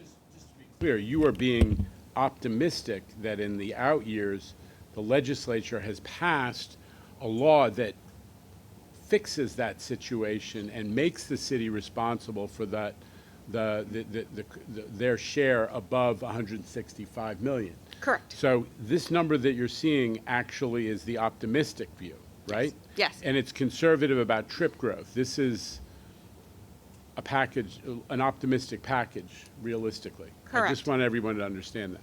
We have real exposure in this area. So our financial plan assumes July 1st, 2027, we would go to, the city would contribute 80% of costs for paratransit. Now let me remind the board that in counties around New York, right, and municipalities, these costs are borne fully by those counties. The MTA took on the paratransit services from the city in the 90s, but we've borne a percentage of the cost. We've changed the mix since our fiscal deficit crisis. The city has contributed more of paratransit costs, but this cap hurts us on the expense side for the MTA. But it is an expense that the MTA has is challenging for us. All saying that our financial plan, our MTA continues to be a leader in managing expenses. In fact, in 2025, when adjusted for inflation, our expenses are still below 2019 levels while delivering more service on our commuter rails, subways, buses, and paratransit services.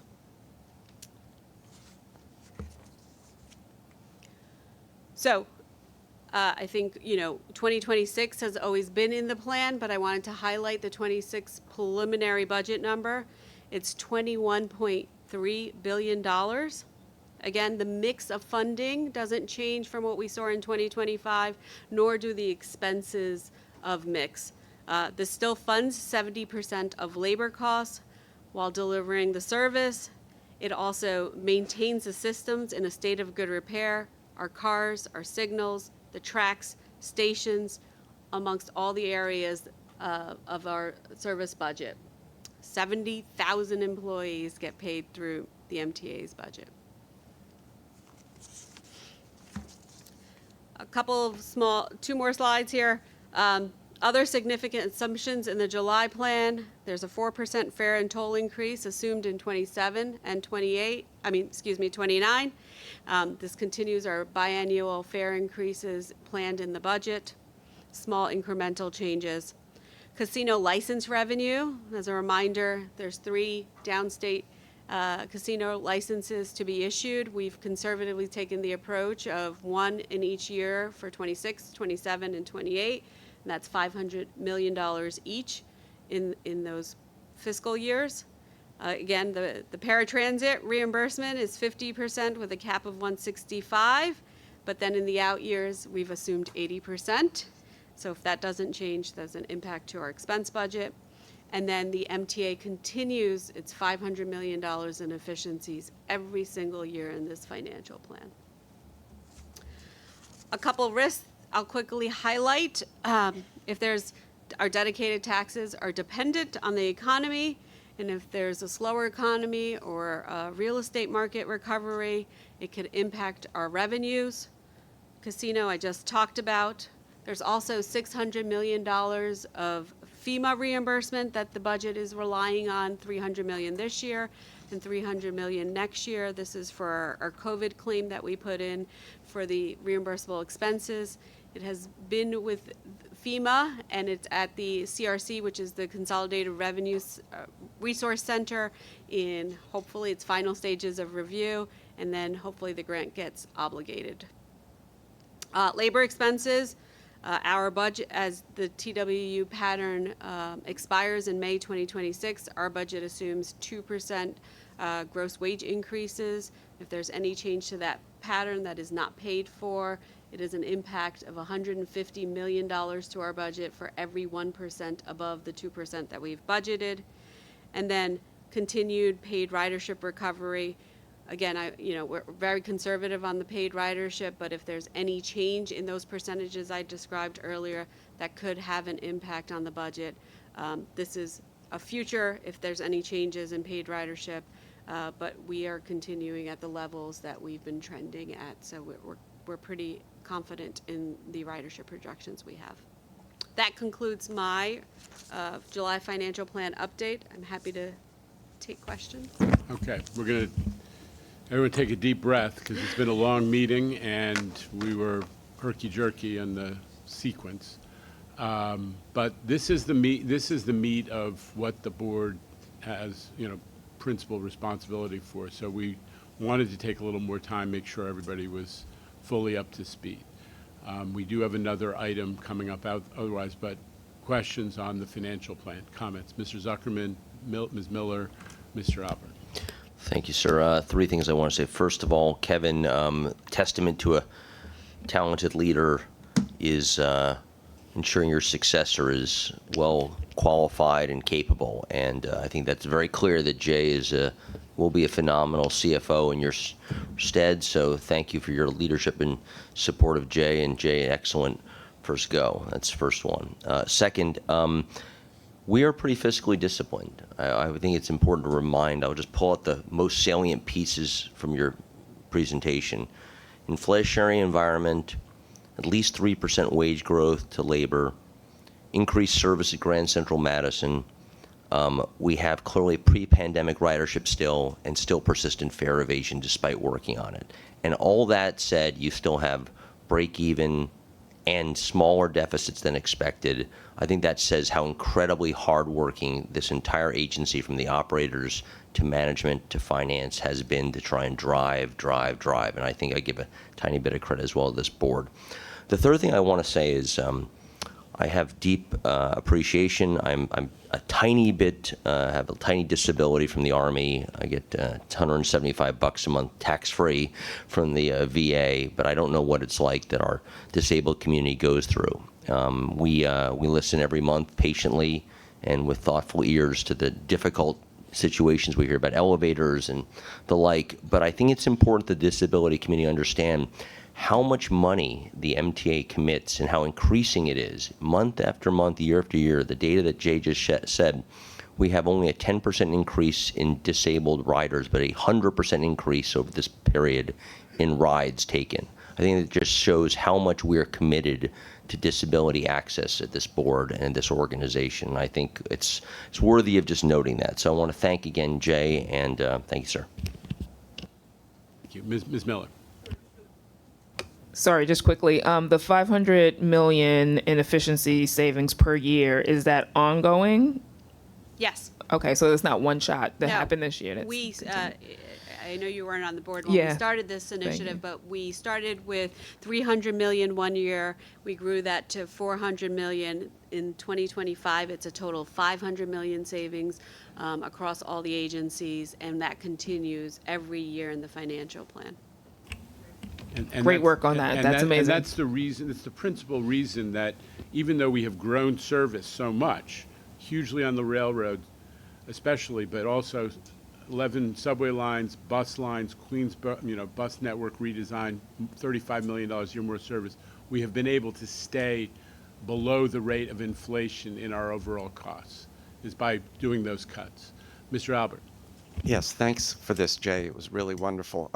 I was going to ask about casino revenue, but I saw in the last couple of slides you are accounting for some, albeit perhaps late. Are you also accounting for the MTA testing out the new fare gates and considerably lowering fare evasion, which is now estimated between $700 and $800 million a year? Hopefully some of these designs, which we all saw at the end of the Blue Ribbon panel on fare evasion in Grand Central, some of those were really impressive, and we all tried to beat them, and we couldn't. So I'm wondering if we're going to get some of those, if you're taking into account the lessening of that $700 to $800 million a year, which will obviously help the bottom line. So, as I spoke about, what we've seen in the first 6 months is, a phenomenal number, right? We've seen $36 million of subway fare revenue above what we had forecasted. We've built that into our 25 financial plan and numbers. And as we roll out fare gates and all the other initiatives and start decreasing fare evasion rates, we will build that into the revenue projection as we start seeing the impacts. The gates are coming this year, but they won't be fully installed by this year, all of them. And so we will continue to update our fare box revenue. We do 2 financial plans every year, so we will do that. I mean, just to be clear, we've already accomplished a 36% reduction in subway fare evasion. This year we're going to install modern fare gates like the ones you're describing in 20 stations, but it's going to be a couple years till we have a significant number of stations outfitted with that in a way that we could translate that into financial plan projections. So that's what you're seeing in the financial plan so far. Mr. Jones and then Mr. Mack. On that issue of fare evasion, the issue that we've been informed that bus fare evasion is much higher than in subways, and that's been a much more difficult project to bring down. Of the 700 million or whatever it is, have we made a significant impact on bus fare evasion, which at one point was running 50%? So let me ask Mr.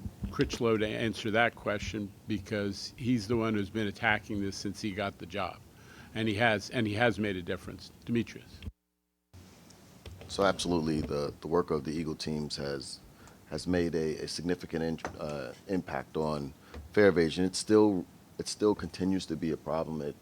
Just having the bandwidth to hit so many buses, just under 6,000 buses operating, and a relatively small crew of Eagle team members to tackle it. But we've made the most expansive use of the existing resources we had to make an impact. And we definitely can see that it is going beyond just the locations that they're situated at, but also the entire routes that these folks are on. So we do feel like we've made progress. It is a lot easier with the physical infrastructure changes in the subway system, but still some work to do there. And David, let me just add on the bus issue. When we switch to 100% tap and go system, we will be able to have a much more what we call European style or European or Asian style proof of payment system, where a fare enforcement agent gets on and just asks people to show them the card or the fare payment medium that they use, so you don't have to have constant surveillance on every bus. And that is where we're headed. One of the benefits of universality of the tap and go system that's going to be achieved in the next year or so. Okay, I had Mr. Mack also on that. David, I agree with you. I'm out on the road, and everywhere I go, every dinner I go to, they complain about the bus. But let's not forget, again, I'm on the road. All I see is covered plates or distorted plates. That's where the money is, guys. Toll evasion is a big dollar amount, plus the fact that in most cases on the toll evasion, it's not one. It's a continual problem, and we confiscate the cars. We got to thank the New York City Police and our team on the chief is doing a good job regarding our scrutiny on the toll evasion on the bridges and tunnels. We got to keep that up. Very important revenue that we're losing. All right, so I think we're all glad to know you go to dinner with people who take the bus. That's the first thing. That is news right there, Mr. Mack. Jono, last night I was with a group. All right. And no. Listen, Monday I had lunch with Eric, just him and I. He's a good friend, has nothing to do. So, Neil, just keep, okay? All right. Anyway. I'm going to order. Also, it came to my attention, and I mentioned it. 72nd Street subway, the escalators. A young lady in that group that I was with having dinner was watching an individual with a crowbar disassemble both escalators, 72nd Street. So, you know, I mentioned that we got to put cameras. We'll look into that. I think we are replacing escalators along there, so we'll have to find out whether it was That's, actually. No crowbars were used. It's Jano, Mr. that's 72nd and 2nd he's referring to. I understand. Yes. I understand. All right, let's get back to on topic. There's some discussion on topic. There's some discussion of our toll evasion enforcement efforts. Guys, hold on. Kathy Sheridan is President of Bridges and Tunnels and has been leading that effort. Would you just respond, please? Sure. So, you know, when you look at our unbillable transactions, I think, you know, they peaked in 2021. And through the enforcement efforts with all our regional partners, we have flattened that curve. So that's a huge success. And we add partners to that, I want to say, by the month at this point. I think we're up to 15 or 16 partners. And we're teaming up with strategic initiatives with MTA headquarters to actually tackle the tolls by mail issue, because that is also, you know, a component of our revenue problem. So we have a number of initiatives, both at the legislative level and also at the administrative level, that we're going to tackle to bring that number down as well. Yeah, I mean, there was a package of toll enforcement proposals that we had before the legislature that did not get enacted this year. Among other things, it would entitle us to actually confiscate a fraudulent plate rather than just writing a ticket, having some policeman, state police or otherwise, write a ticket. That's insane that someone can have a fake plate or a covered plate or a plate that's been messed with, and they just get a ticket and they can drive away with it. So we're going to be pushing the legislature to give us, all of us in this law enforcement community, more power to go. I want to wrap this up, folks. We have a very, very long meeting, and we have one more item to hear from that is important. Any other comments or questions? Okay. I want to keep that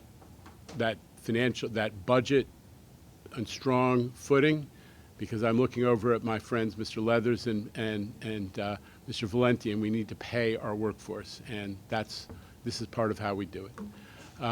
Okay. We're going to move on and hear about the fare and toll developments, a lot of issues. Jesse Lazarus will present.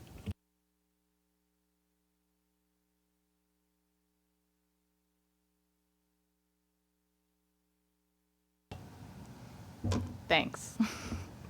Thank you, Board. I'm going to jump ahead a little just in the interest of time, if that's all right. I think, as you know, we're here to talk about a fare and toll increase and the details of that fare and toll increase. But just for some context, I want to show you what the pattern of fare and toll increases has looked like at the MTA over the last 40 years. So you'll see that on this slide.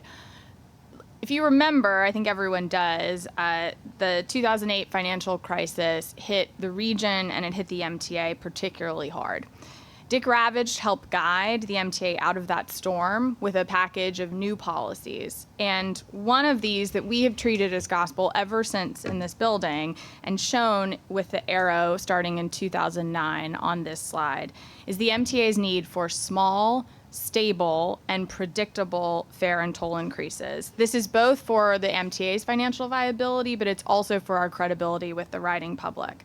You'll see that in the last 10 years, the MTA has followed this pattern of small and predictable fare and toll increases. And this has been good for customers' wallets as compared to what happened in the 1980s, where you saw double-digit increases happening. It's also helped keep service levels steady, which is also good for customers. This pattern has really helped the MTA keep pace with our expenses, as Jay described, and it's also given us a chance to try to keep up with, let's say, generic or general inflation. But we've been living in a very high inflationary period, as discussed earlier. As you can see, going back to 2018, if the MTA base fare had kept up with inflation, as shown in the orange line, we'd already be at $3.50 per trip. And as you may know, that pizza principle, this homegrown economic theory that the cost of a Subway and the cost of a slice should always be the same, really collapsed in the last few years in this period for the first time since the 1960s. So today we have one last but meaty and important agenda. I'm going to talk you through the details of our plan to grow service and keep transit the linchpin of affordability in New York. The 3 items on the agenda to get into the details on that. First, I'll walk you through our proposals to adjust fares and tolls. Second, I'll talk about a set of changes we'd like to make to improve ticket collection on the commuter railroads. And finally, I'll review the plan for subway and bus fare products and policies as we say goodbye to MetroCard and fully move into our tap and go era. So first, let's start with New York City Transit proposals. On the left, you'll see subways, local buses, and paratransit. We're proposing a 10-cent increase to the base fare, so it would go from $2.90 to $3. The 12-trip fare cap would go to $36 for unlimited rides on subways and local buses, and there is no prepayment required to receive those unlimited rides. Of course, the reduced fare program customers would receive half price on this base fare and fare cap. On the on the right, we're proposing for Express Bus a 25-cent increase, so going from $7 to $7.25. Reduced fare customers would ride for half price in the off-peak as they do today. Good news. I'm excited to tell you about a second deployment of our fare cap tool. We want to introduce a new fare cap for Express Bus customers. So starting in January with these proposals, Express Bus riders would never pay more than $67 in any 7-day period, and they'd receive unlimited Express Bus, local bus, and subway rides. Again, all without prepaying. On the railroads, we're proposing a 4.4% increase on one-way peak, weekly, and monthly tickets.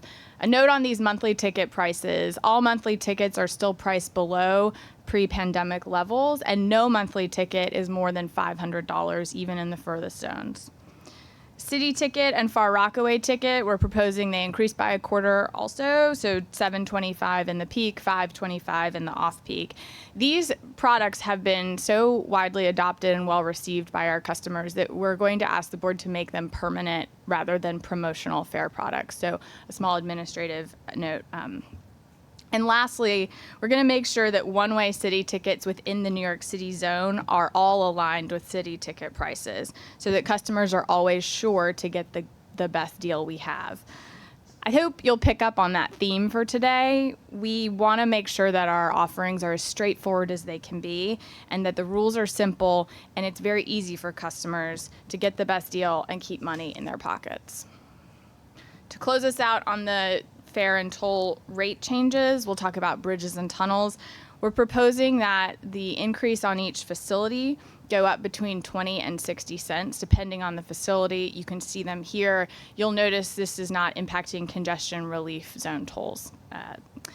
The resident discounts do still apply, of course, and with that, I want to move into our plan to improve ticketing collection on the commuter railroads. So today we are proposing some changes to railroad ticket rules. And that's because we've seen major changes in the last few years. Train time is how most railroad customers buy their tickets, and they tell us every day how much they love it. It has a 4.9 star rating in the App Store, very exciting for a public sector technology project. But it also is how we receive over 70% of railroad fare box revenue.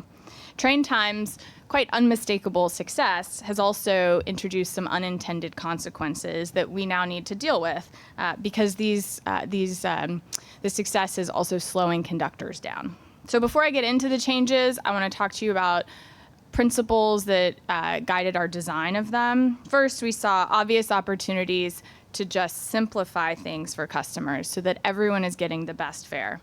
Again, something we really value and we're striving to achieve across the board at the MTA. The second is, for the first time in really a generation, we have a modern set of tools to speed up fare collection and tackle fare evasion. I'm talking about new features coming to train time and brand new scannable paper tickets coming to brand new vending machines on the railroads that you'll start to see around very soon. So I'm going to show you some of the data that caught our eye about this. The two really big changes in railroad ticketing that have happened in a very short period of time are first, as you can see, travel patterns changed after the pandemic when hybrid work became the entrenched norm. So before the pandemic, a majority of railroad trips were taken on monthly passes. Today, the majority of trips are taken on one-way tickets. And the second change is train time success, which I talked a little bit about earlier. But in the old days, you recall, customers arrived to the station and bought a paper ticket before they boarded.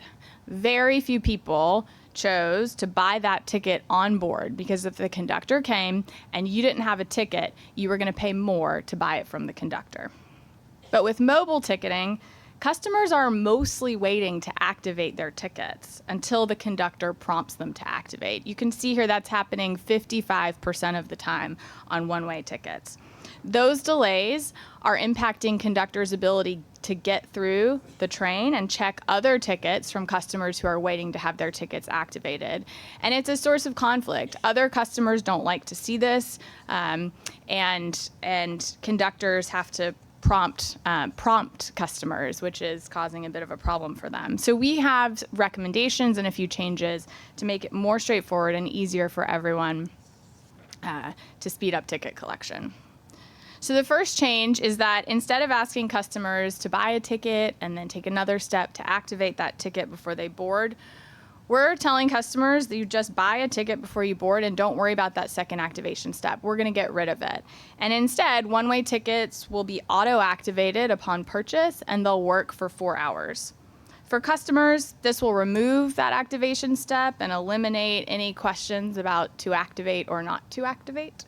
And for conductors, this will speed up the ticket validation and collection process and help them get through all the cars and minimize conflict. For the MTA, of course, this will minimize our lost revenue from reused tickets. Second, spirit of keeping things simple, all reduced fare customers will now be able to ride at all times, including the formerly excluded AM peak. The simplification accomplishes a few things. Number one, we have heard from a lot of reduced fare customers that this really matters to them, that AM peak simplification in our window. But also we heard from our conductors that the process of issuing step-up fares in the AM peak was another source of friction and delay for them. And we want to help maximize their ability for onboard collection. The third change is that we're introducing a new ticket type. It's a day pass for unlimited travel. This will replace the current round trip ticket product. We think this ticket type will appeal to day trippers or remote workers with periodic in-office obligations. And it also introduces a new discount. So the weekday price will be 10% off to peak tickets, and it creates a new opportunity for hop-on, hop-off travel. The fourth change is we know that weeklies and monthlies aren't right for everyone all the time. So we're introducing a new promotional offering for someone in between or whose travel needs are changing from period to period. This fourth change is that instead of a 10 trip, which only had a discount in the off-peak, we are offering for train time customers who take 10 trips in 2 weeks, we'll automatically apply an 11th trip for free. That 11th trip can be redeemed for peak or off-peak. The only thing that matters is that the zone combinations remain consistent and you use it within those 2 weeks. So for customers, this mobile promotion introduces, think of it as a similar kind of financial flexibility to pay as you go and earn free trips that we've seen our subway and bus customers rave about. And it also provides a new 10% discount for peak travel that the old 10 trip did not have. So the final adjustment in our proposal of railroad ticketing rule changes is to help customers remember to just buy your tickets before you board. We're introducing an onboard surcharge for mobile tickets, just like we have for paper tickets today. We're bringing parity there. We really hope we're not collecting more money this way. Ideally, no customers are going to experience this surcharge. But that surcharge, by the way, hasn't changed in the last 15 years. It hasn't changed since 2009. And so we're going to increase that for both paper and mobile by $2. For customers, there's no more incentive to game and wait and see if your ticket needs to be activated. You buy before you're bored. Train time is making it easier than ever to do that. So sit back, enjoy your coffee, your commute, and your conversation. And if you're new to the railroads or just coming back, of course, welcome. We are going to make sure there's a series of escalating warnings before that surcharge applies to anyone for the first time. So with that, I will go back to transit to close us out, and then happy, of course, to take questions. But as is no surprise to anyone around this table, MetroCard sales end on New Year's Eve of this year, and we're going all in on Tap and Go.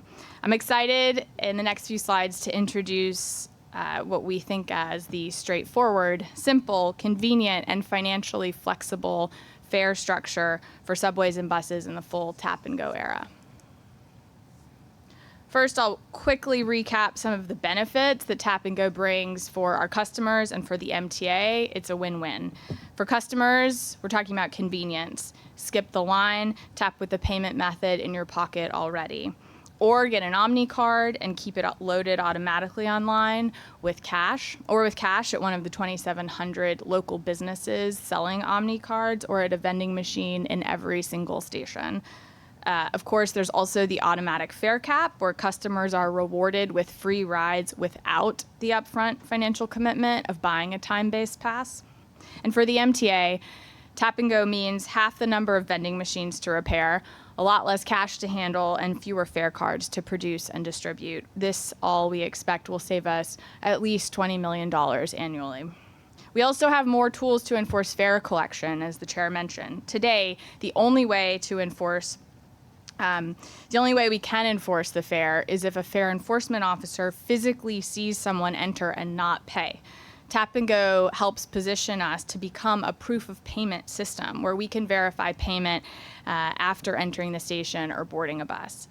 A Tap and Go world is full of potential to give riders all sorts of new rewards, whether based on distance traveled, journey time of day, or trip frequency, and we plan to listen to customers and other stakeholders to develop products and promotions based on their feedback. So without further ado, here are the foundational elements of the new Tap and Go era. First, the fare capping program will become permanent. It has been a promotion up until now. Second, you heard me describe earlier, there is a second deployment of our fare capping tool targeted now for express bus customers. And the third change, really related to the first two, is that we are leaving this concept of a prepaid, paid upfront, unlimited time-based pass. We're leaving that behind with MetroCard. We want unlimited rides to be available to everyone, regardless of their ability to pay upfront for a discount. The prepaid pass concepts, I think, as folks have come to understand, and certainly as our customer base has shifted so dramatically away from them, they were considered a breakthrough 3 decades ago, but right now, with the new tools we have available, they are regressive, use it or lose it financial instruments, and we're just done with them. So the fare cap is a much better tool for positioning our customers for the most affordable way to get around town. We've heard from customers, though, who like to budget in advance, and these customers will still be able to preload dollars onto an Omni card. They'll take advantage of the fare cap, and with Tap and Go, if they don't use all the money on the card, though, they're going to keep what's left. The last piece of this is, as we move into the Tap and Go era, every rider will have to tap to enter. Buses, like subways, will no longer accept cash or coins for payment on board. But rest assured, we have over 2,700 local business locations actively selling Omni cards for cash or coin customers. And with everyone having to tap, we can fully deploy proof of payment on buses and conduct more thorough fare enforcement. So to close out, I want to take a deep breath. We got through all of that. One slide left. It's really about the schedule and our commitment to transparency and public engagement. So here we are in July. Where are we going between now and implementation? Here we are in July. We're talking about the details of the fare and toll changes that were included in the financial plan that you all voted on last December. In the next 5 months, we are launching a series of public engagement opportunities through many different modes and media. You'll see that we have a portal that will open today and will remain open for public comment. This is traditionally how we receive the most feedback from the public. That will remain open until September 14th. For members of the public, though, who would like to make comments in person or by video conference, we're scheduling a series of 3 hearings on August 19th and 20th. They'll be at different times of day. We obviously want to accommodate different schedules and the greatest number of customers we can. And in September, we'll head to different satellite locations or at transit centers throughout the region for a series of satellite public comment sessions. This fall, the MTA staff will present to this board summaries of all the feedback we receive from the public, and we will ask for your vote on these changes. We're prepared to implement these changes in January of 2026. And finally, letting you know that next year we will officially and completely move on from the MetroCard era.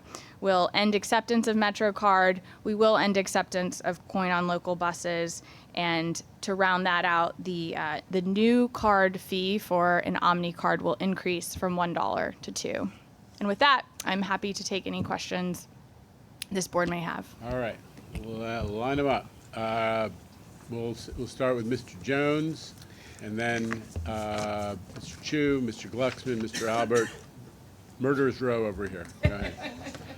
Yeah, I guess I've been somewhat concerned with the scheduling of the public hearings, that we're going live to the public for something that you're focused on dates in August, which are very soon. And the question of, can there be any expansion of those hearings to get in beyond the August break into September? That's one. And also my concern, having done this for 11 years now, the issue of having public hearings on essentially 3 different systems. Obviously, there are those who are going to be most concerned with the issues of buses and subways, those who are concerned more with Metro North or Long Island Railroad. So the question of clustering those separate interests differently, or toll, as Mr. Mack talks about, the tolling. It's like a fire hose, essentially. It used to be when we had in person, when we had to go to Staten Island, the rest. People obviously wanted to have their views heard. But if I have all 3 systems or 4 systems bunched together, how are we going to segment those out, or even know as a board, as we attend these hearings, what's going on and how people's senses of what is impacting them and their personal issues? Thank you for that question. I'm excited to talk about the transparency and deep public engagement that we're committed to through this process. So this is public now. We're introducing this to the board and to the public. We've launched the portal. It's open. It'll be open today. What follows from here is a diverse set of opportunities for people to engage in diverse moments and through different channels. And we're also bringing folks to regional transit centers throughout the region, or transit centers throughout the region, so that there's an opportunity for folks who, as you say, have their specific mode or are single mode commenters, as if you will, for them to engage directly. So I think the diverse portfolio of channels and opportunities for people to engage, as well as an extended cycle that begins from this moment and will conclude at some point in the fall when the staff are able to summarize and report back to the board exactly the tenor and the tone and the comments from members of the public. Mr. Chu, and then Mr. Glucksman. To start, it'd be great if you could just consult with us when you're doing the satellite hub scheduling. So I think I speak for many of the board members. We'd like the optimal opportunity to participate. And I just want to, I know we're already running over time. I just want to specifically remark on one. I'll acknowledge, I'm glad that we're not seeing anything that we didn't expect, right? we contemplated these levels of fare increases with some nuanced additions and changes here. But the levels of the increases were things that we passed in the budget, were things that were included in the financial projections. So I think, no one likes a fare hike, but the way it's been done incrementally, in a way that's controlled, in a way that's expected, and a way that doesn't bring big surprises is a much healthier way to do things. And I understand we heard a lot of commenters that don't want a fare hike. There's been a fare hike on everything. But we happen to be in a position where the public gets a say, and that's a good thing and a healthy thing. But this is much better than that roller coaster that you started with. But on the railroad changes, I think this is so important. We've heard so much. And I was very much involved with the very common rebuttal from our suburbanites and my fellow islanders when they would say, "Oh, well, they should get all the money from fare evasion, from all the people hopping turnstiles, not paying for the bus." 55% of non-activated tickets when the conductor gets there, it says something. Now we all have absent-minded moments, and I'm sure that happens, but 55% is a condition that's unacceptable. If you're riding the train for free because you haven't activated your ticket, you didn't get lucky, you stole a ride. In fact, I wouldn't say it's no different than hopping a turnstile around a bus for free. It is different. It's more expensive. So, and, we saw early in the financial projections, as a percentage, the percentage of our fare collection is a lesser part of our budget than it's been. So we need that revenue, and it's just like the goes with all this has to be addressed. So the fact that we're addressing that head on is highly encouraging, and goes a long way, I think, to helping make sure that we are able to stick to these smaller, incremental fare increases, while, by the way, still maintaining a very responsible budget. So I think it's great that we're moving in that direction.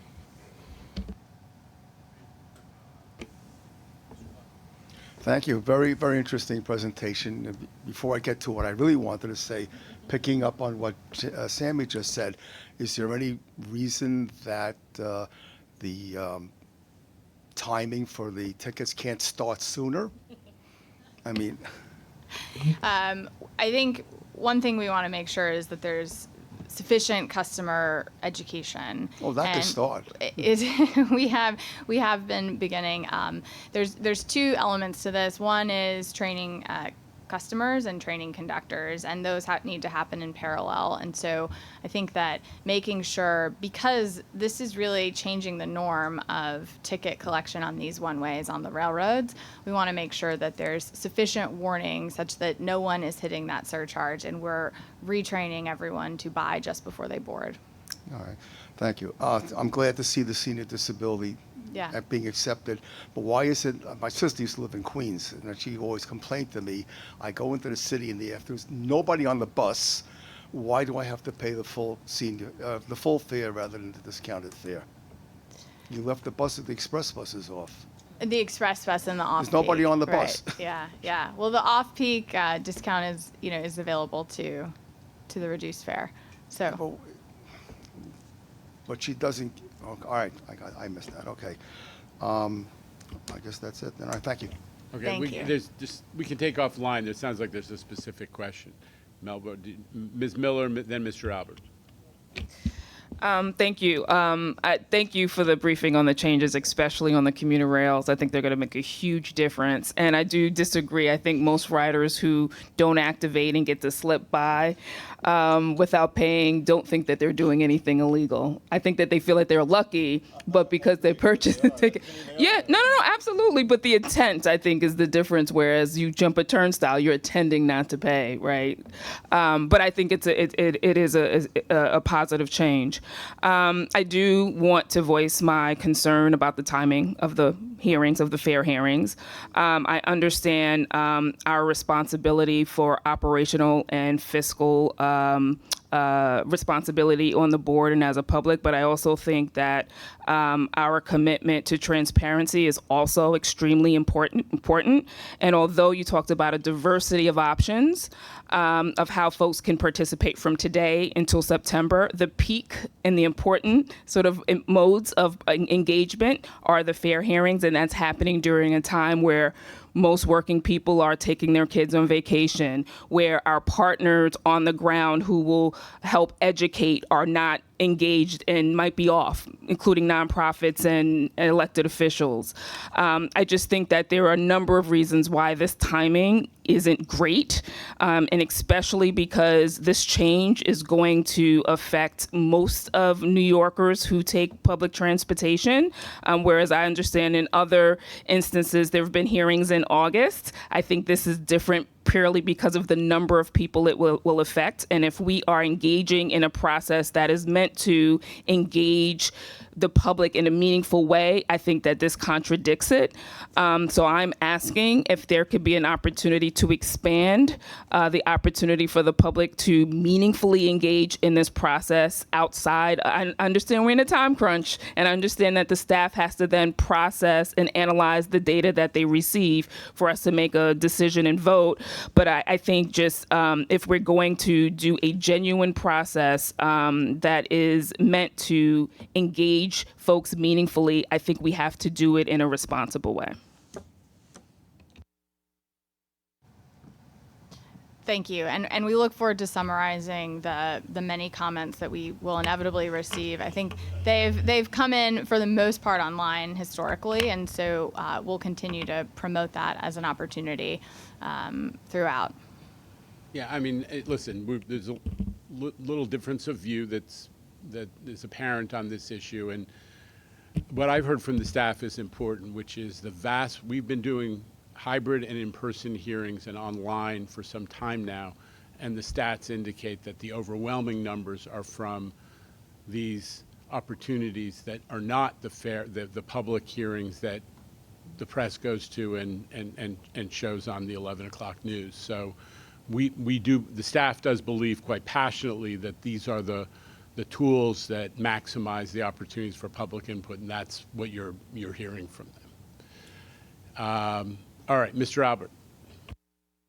Thank you, Jesse, for this great presentation. There's a lot of wonderful things in there, not the least of which is reduced fare customers be able to travel during the AM rush hour, something the PCAC has advocated for years. But now there's a lot of great deals on here in spite of the increases in fares, and that has to be brought out as well. The fare capping on express buses and the day trips on commuter rails. On the subways, will there be a way for riders to tap somewhere at a station to check how many trips have been taken? I think that will really help.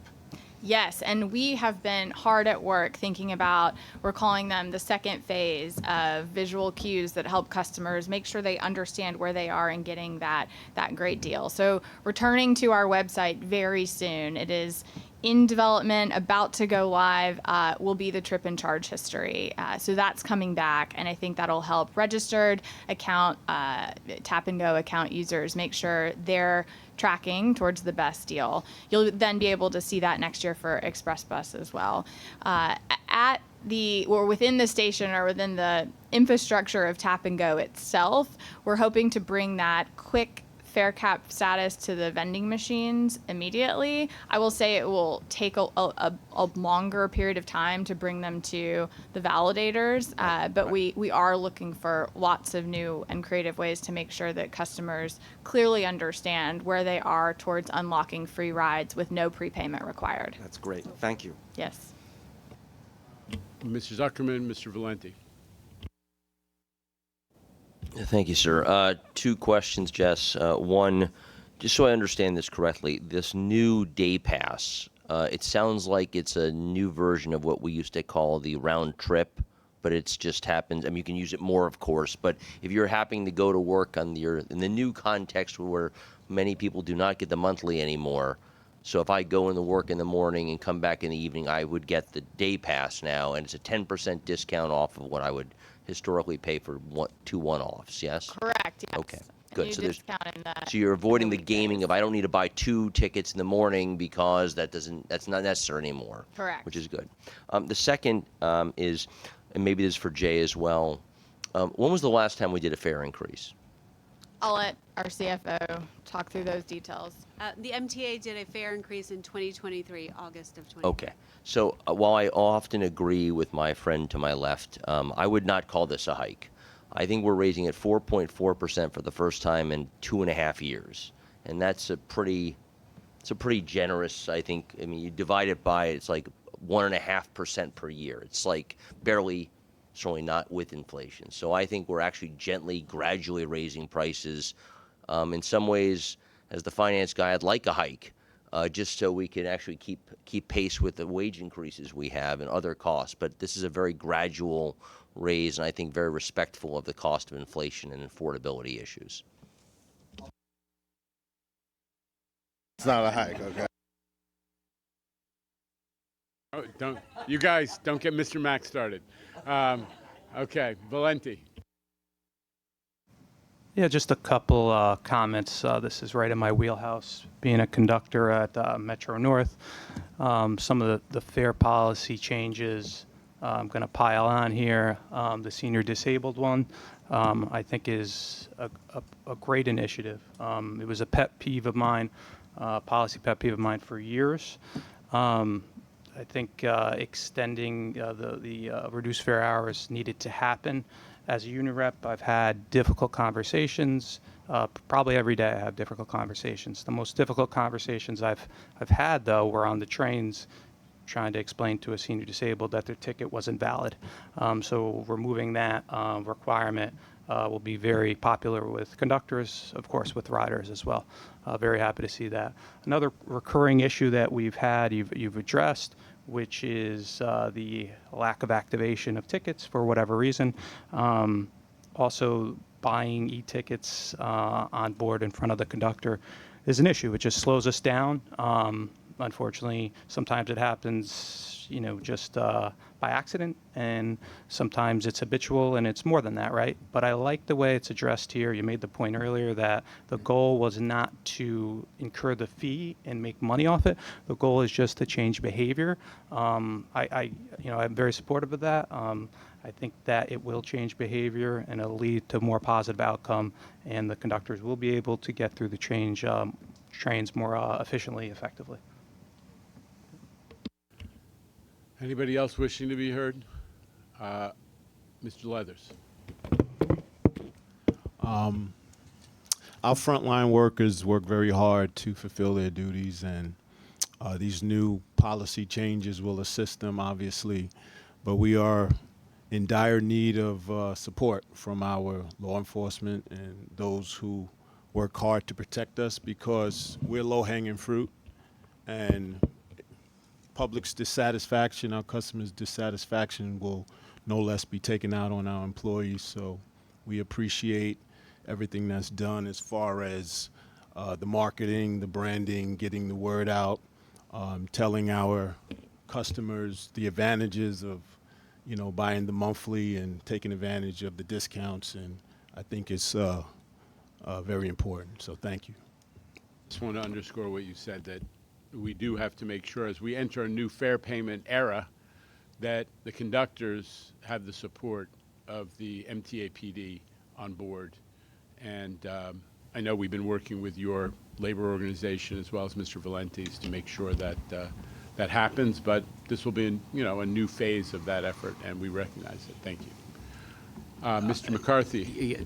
Chair, just want to reiterate something that you've pushed us to accomplish. We're opening the portal today. So this is July. We're opening the portal to hear comments from folks. We're going to have public hearings starting in August. You want us to hear from people both virtually and in person. And then we are scheduling satellite opportunities throughout the region in September. So this is so the length of time that there's opportunities to comment is we've extended that out into September as well. Okay. Anything else? Because I think we've reached the end of this marathon board meeting. I thank everybody for sticking it out through. And I especially just want to acknowledge new board member Melva Miller, who jumped right in and is, when I'll just say this: when I asked the executive chamber, they said, well, what kind of profile do you want in a board member? And I said, somebody from Queens who rides the Long Island Railroad regularly, as well as knowing the whole mass transit system, and you're it, and we're thrilled that you're here. As with so much history of civic involvement. I just also want to acknowledge, although it is your second visit, Mr. O'Donnell, who also hit the ground running, coming to us from Orange County, and has given us a lot of time and patience as he gets up the education curve on everything we do here. So a lot of work accomplished today, a lot more to do, and I thank everybody. With that, I'll take a motion to adjourn. Mr. Chu, thank you. Mr. Mack, second. We are in adjournment. Thanks.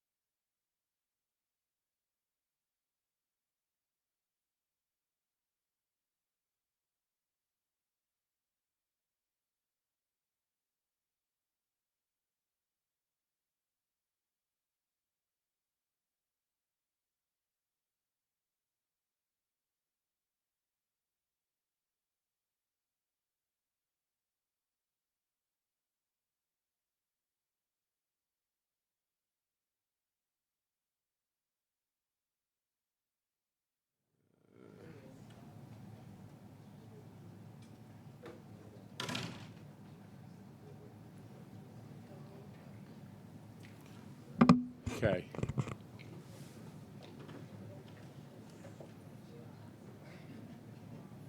Okay. I'm sure lots of questions. Super substantive meeting.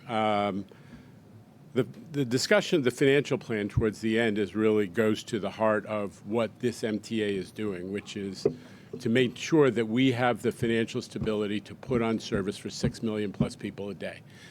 And I was thrilled. And Jay Patel, although you're now being represented as Bernard Jackson, but Jay Patel, our CFO, who's an amazing financial professional, thought did a great job. So we're in good hands. But I think it conveyed how our planning is paying off. We have gone from having much larger out-year deficits to reduced out-year deficits. So we set goals for the agencies to reduce costs, and that's allowed us to continue to tighten our belt as we go forward and deliver more and more service. And obviously, I keep saying it, we're delivering all that extra service, Long Island Railroad, subways, buses, commuter rail, and we're doing it with, in real terms, what is actually a smaller budget than existed before COVID. So I was thrilled with both the substance and the presentation that we heard from Jay. And obviously, having the capital program in place allows us to advance the transformational Interborough Express project, and that was a big milestone that we're now gone on to the full design, which is soup to nuts, and this thing is going to get built. So very excited about all that. And now we'll hear from Minton and all of you. All right. On this Upbeat Wednesday, we start with an upbeat reporter, Elijah Westbrook from CBS 2. Elijah. Good afternoon, Jano.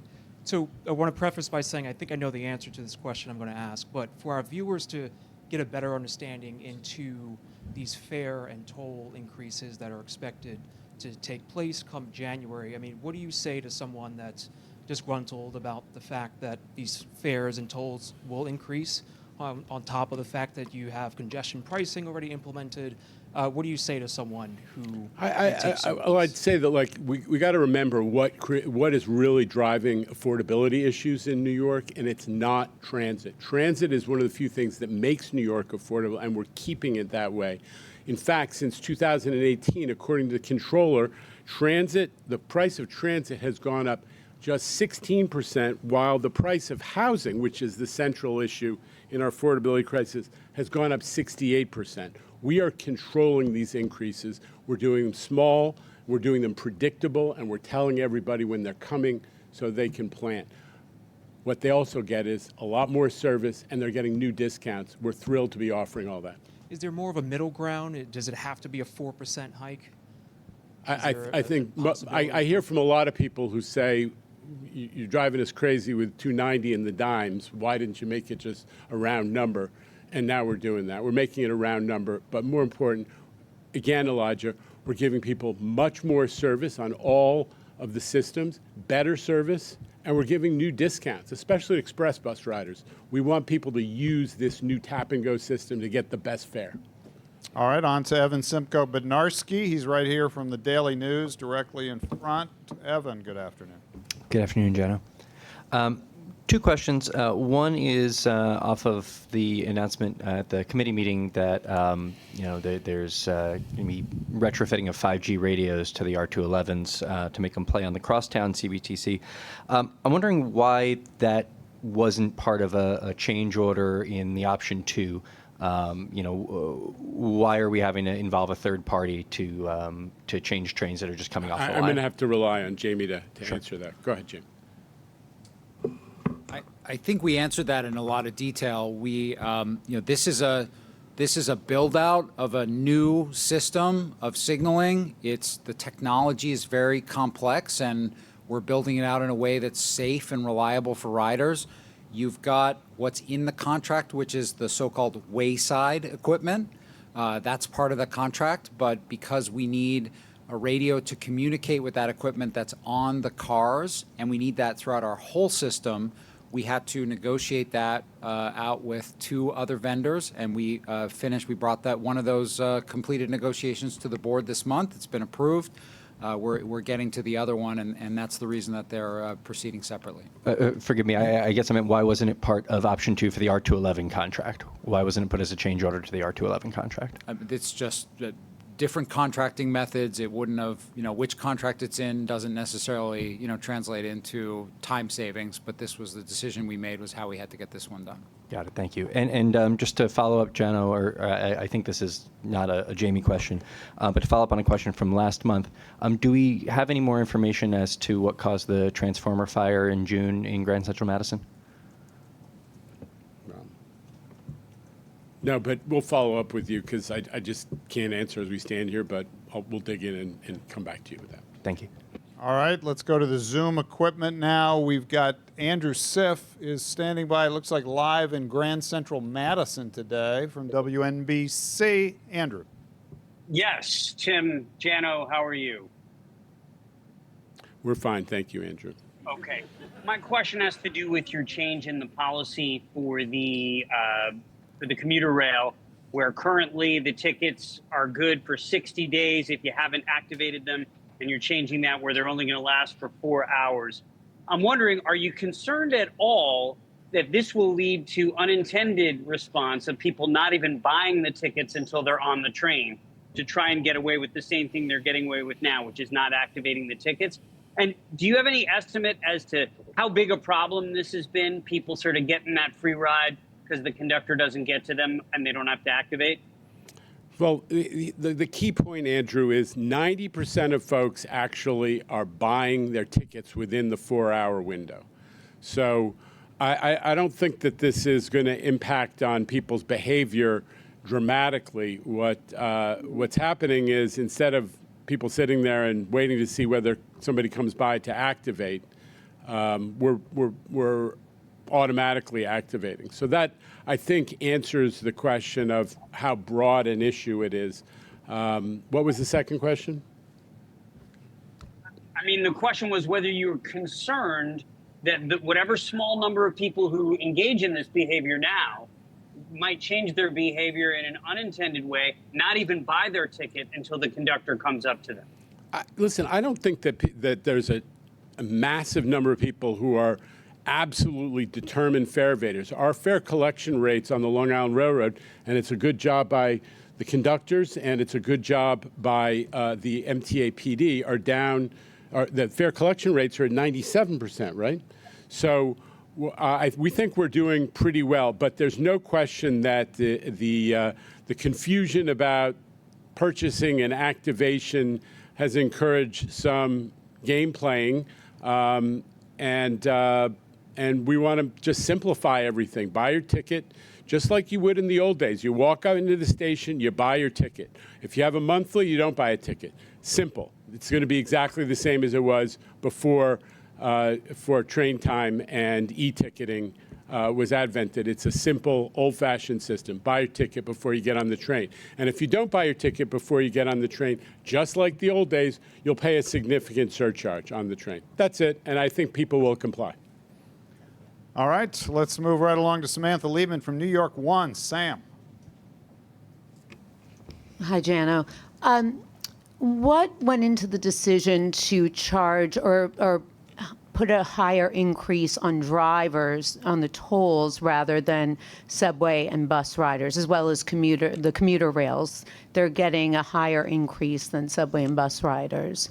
I don't know the percentages, but we're being pretty consistent that we're increasing fares and tolls at the same time as we're doing the mass transit tickets, and those numbers are developed to be in compliance with the financial plan and reflecting, trying to maintain the historic contribution of the tolls to our overall financial viability. So as you heard, there's somewhere between 20 and 60 cents per crossing, and we think those are consistent with this idea of small incremental increases.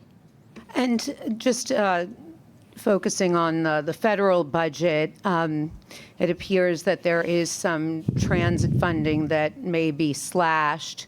Are you hearing anything out of Washington, and is anything going to affect the MTA? Well, I think Sam, you know the federal process, which is a new appropriation would require cloture vote in the Senate. So that one is going to require Democrats. So we'll see what happens with the appropriations process. The only thing that I've seen so far is in one bill on transit appropriations, they cut down the CIG program and the Amtrak money, which is for the big new projects and Amtrak. So we'll see what happens, but the basic transit appropriations, even in that bill, seem to be intact. All right, let's move up to the balcony. He's come west to ask his question in person today. That's Alfonso Castillo from Long Island's own Newsday. Alfonso. The sage of Valley Stream. Yes. Hi, Jana. Regarding some of these changes to LIR ticket policy, any thought about how this could affect paper ticket sales, assuming this reduced validity period is only for the e-tickets? Could that push more riders to using paper tickets with, again, the hope that the conductor doesn't come around and you get the free ride? And could you generally Seems talk like about... you're thinking too hard about how to evade fares, Alfonso, for a guy who's against fare evasion, I always I know. pay my way. Okay. Could you generally talk about the future of paper tickets? As you said, you're close to 80% e-tickets now, and yet I know new ticket machines are being rolled out. So is the MTA still committed to offering paper tickets? Good questions. I'm going to let Jesse. Thank you. Right, so to address your first question, of course paper tickets will always be an option at the MTA across all of our modes. A new fleet of paper ticket vending machines, the board voted to contract for a new fleet of paper ticket vending machines in May of 2024. Those are going to start to roll out in the next few weeks or in the next month, and we'll be asking customers to use them and give us their feedback on those new ticket vending machines at key transit hubs across both railroads very soon. So paper tickets, always an option. And just to clarify, that 4-hour validity applies across the board to one-ways, so it's mobile and paper. We think that, if anything, this will help encourage train time further growth and nurture further growth on train time, which is so beloved by the customers who use it today. Okay, another financial-related question for you, Jano. You rolled out all your financial. Don't go far. No, I think it's probably more for you relating to overtime. I know overtime was down over last year, but as the most recent Empire Center payroll report showed, you still had something like 600 employees making 6 figures in overtime, an increase in the number of employees making more than $200,000 in overtime. I know in recent years people have as much as quadrupled their base pay in overtime, this relating to work rules that can offer them several hours of pay for 1 hour of work. Can you talk about what's being done about this? Does this remain a systemic problem at the MTA? I'm going to let Rob answer, because let's just be clear. The Long Island Railroad under Rob's leadership really has taken a hard, intense effort to control overtime, and they've made progress. So let me let Rob describe it. Hi, Alfonso. As Newsday reported, we're making progress. There was a story out on that shows a reduction in overtime, both in dollars, and when you look at dollars, it's not the best way to look at it. There's several factors that determine hours, pay increases. A good way to look at it is hours. We've reduced hours, overtime hours, by 255,000 in 24 compared to 23. So we're instituting a lot of oversight, scheduling. You mentioned about the ability to work extended tours. From 24 to 23, we reduced continuous hours by 61%. And building on that, year-to-date, 25 versus 24, we've reduced it by 46%. So this is something that we're managing. We continue to do so, and we're making positive reductions in overtime. You had mentioned the ability to work extended tours and gives them a higher rate of pay. That's what we've done, where they can work more than 8 hours, 16 hours. We've reduced the ability to work those type of hours, aggressive hiring, scheduling, and manager oversight. All right, we're going to move back to Zoom now, where we've got Mac Rosenberg from 1010 Wins on 92.3. He's either sitting on a park bench or wants us to think he's relaxed. Either way, Mac, you're up. Hi, guys. Can you hear me? Yes. All right, great. Hi, Jano. Can you comment on what exactly happened during the meeting? There was some kind of interruption on the Zoom during someone's testimony. Yeah.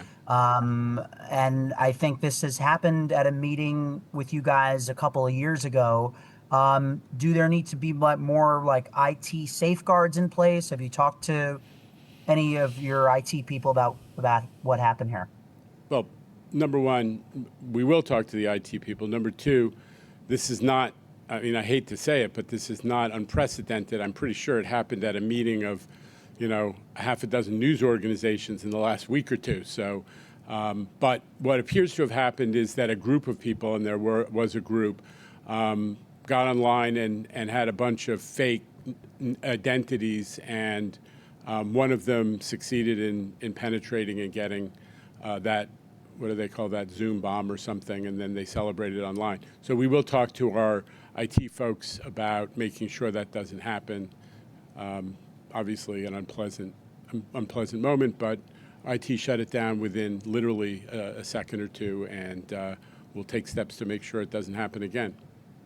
All right, we're on to Michelle Caskey, who's here in the house from Bloomberg News. Michelle.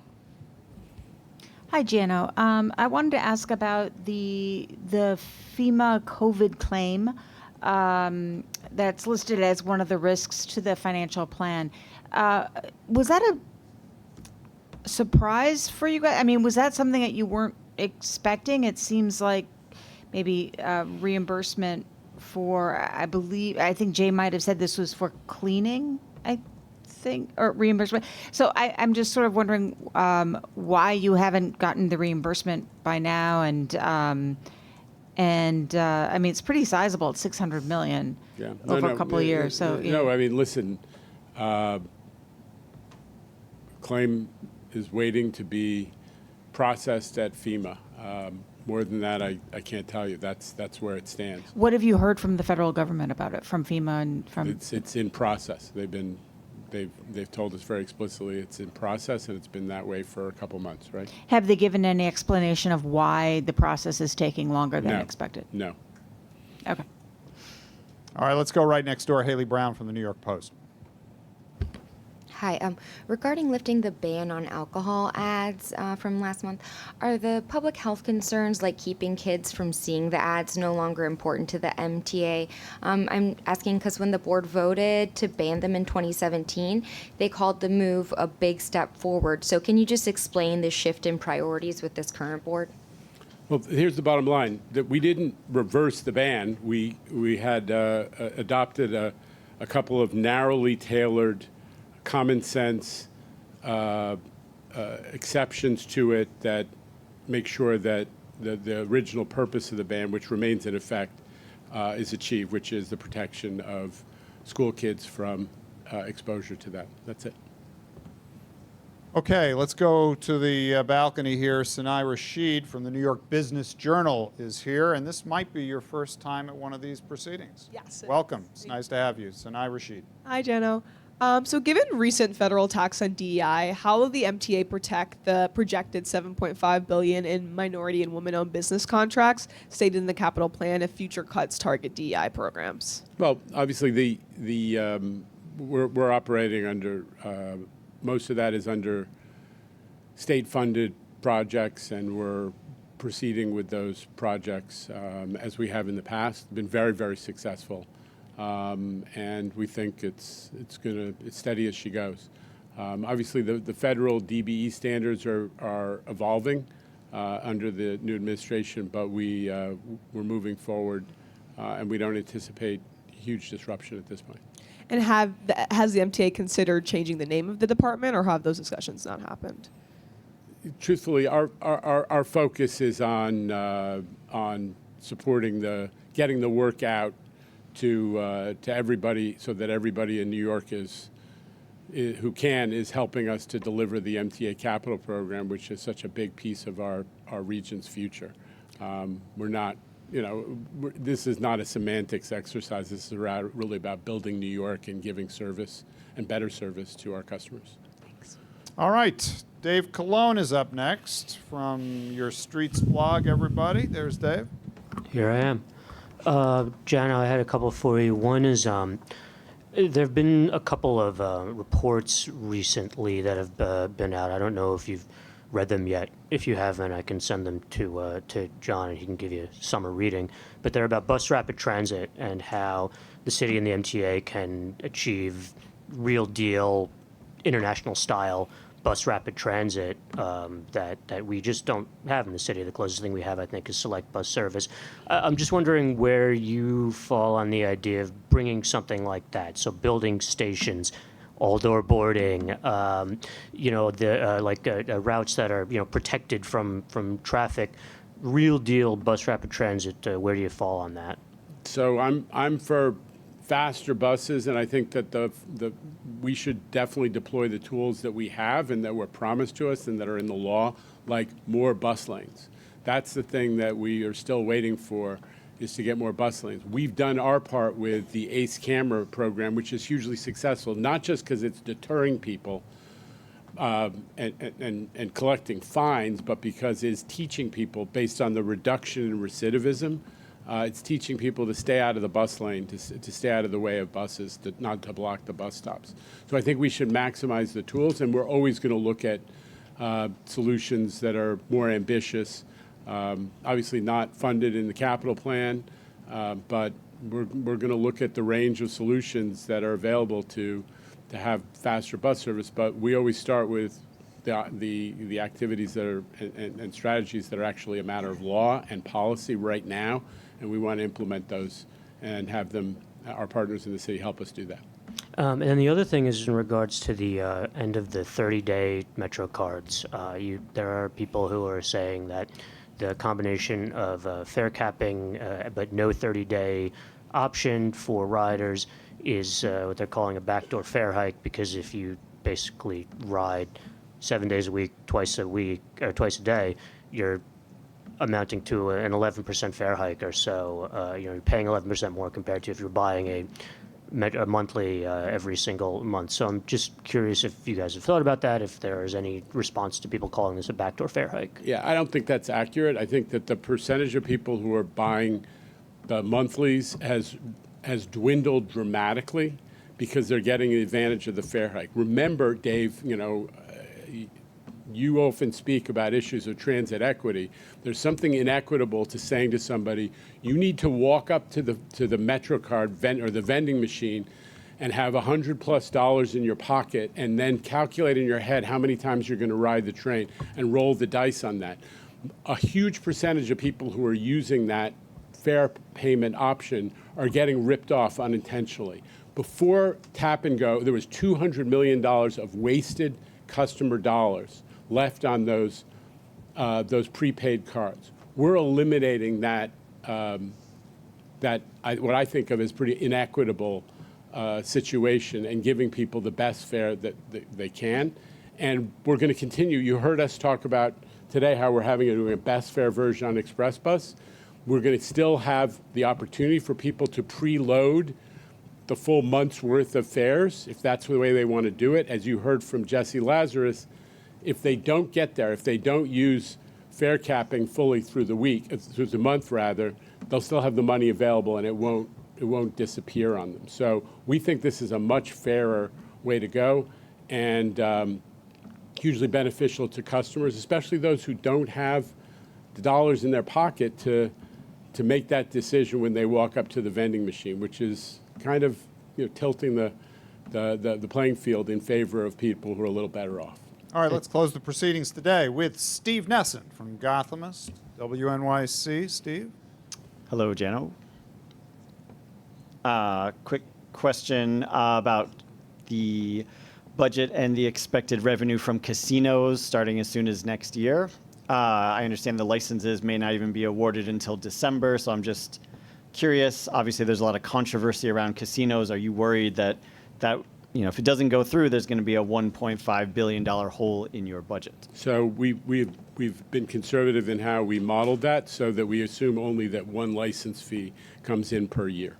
It's not all assumed to come in the first year. So we're But even assuming there'll be one in the current fiscal year, in 26, one in 27, and one in 28, which is not the plan. The plan of the public sector that's running this is that it would come in much earlier, but we've only budgeted it at one casino license fee per year for the 3 years starting in next year, actually.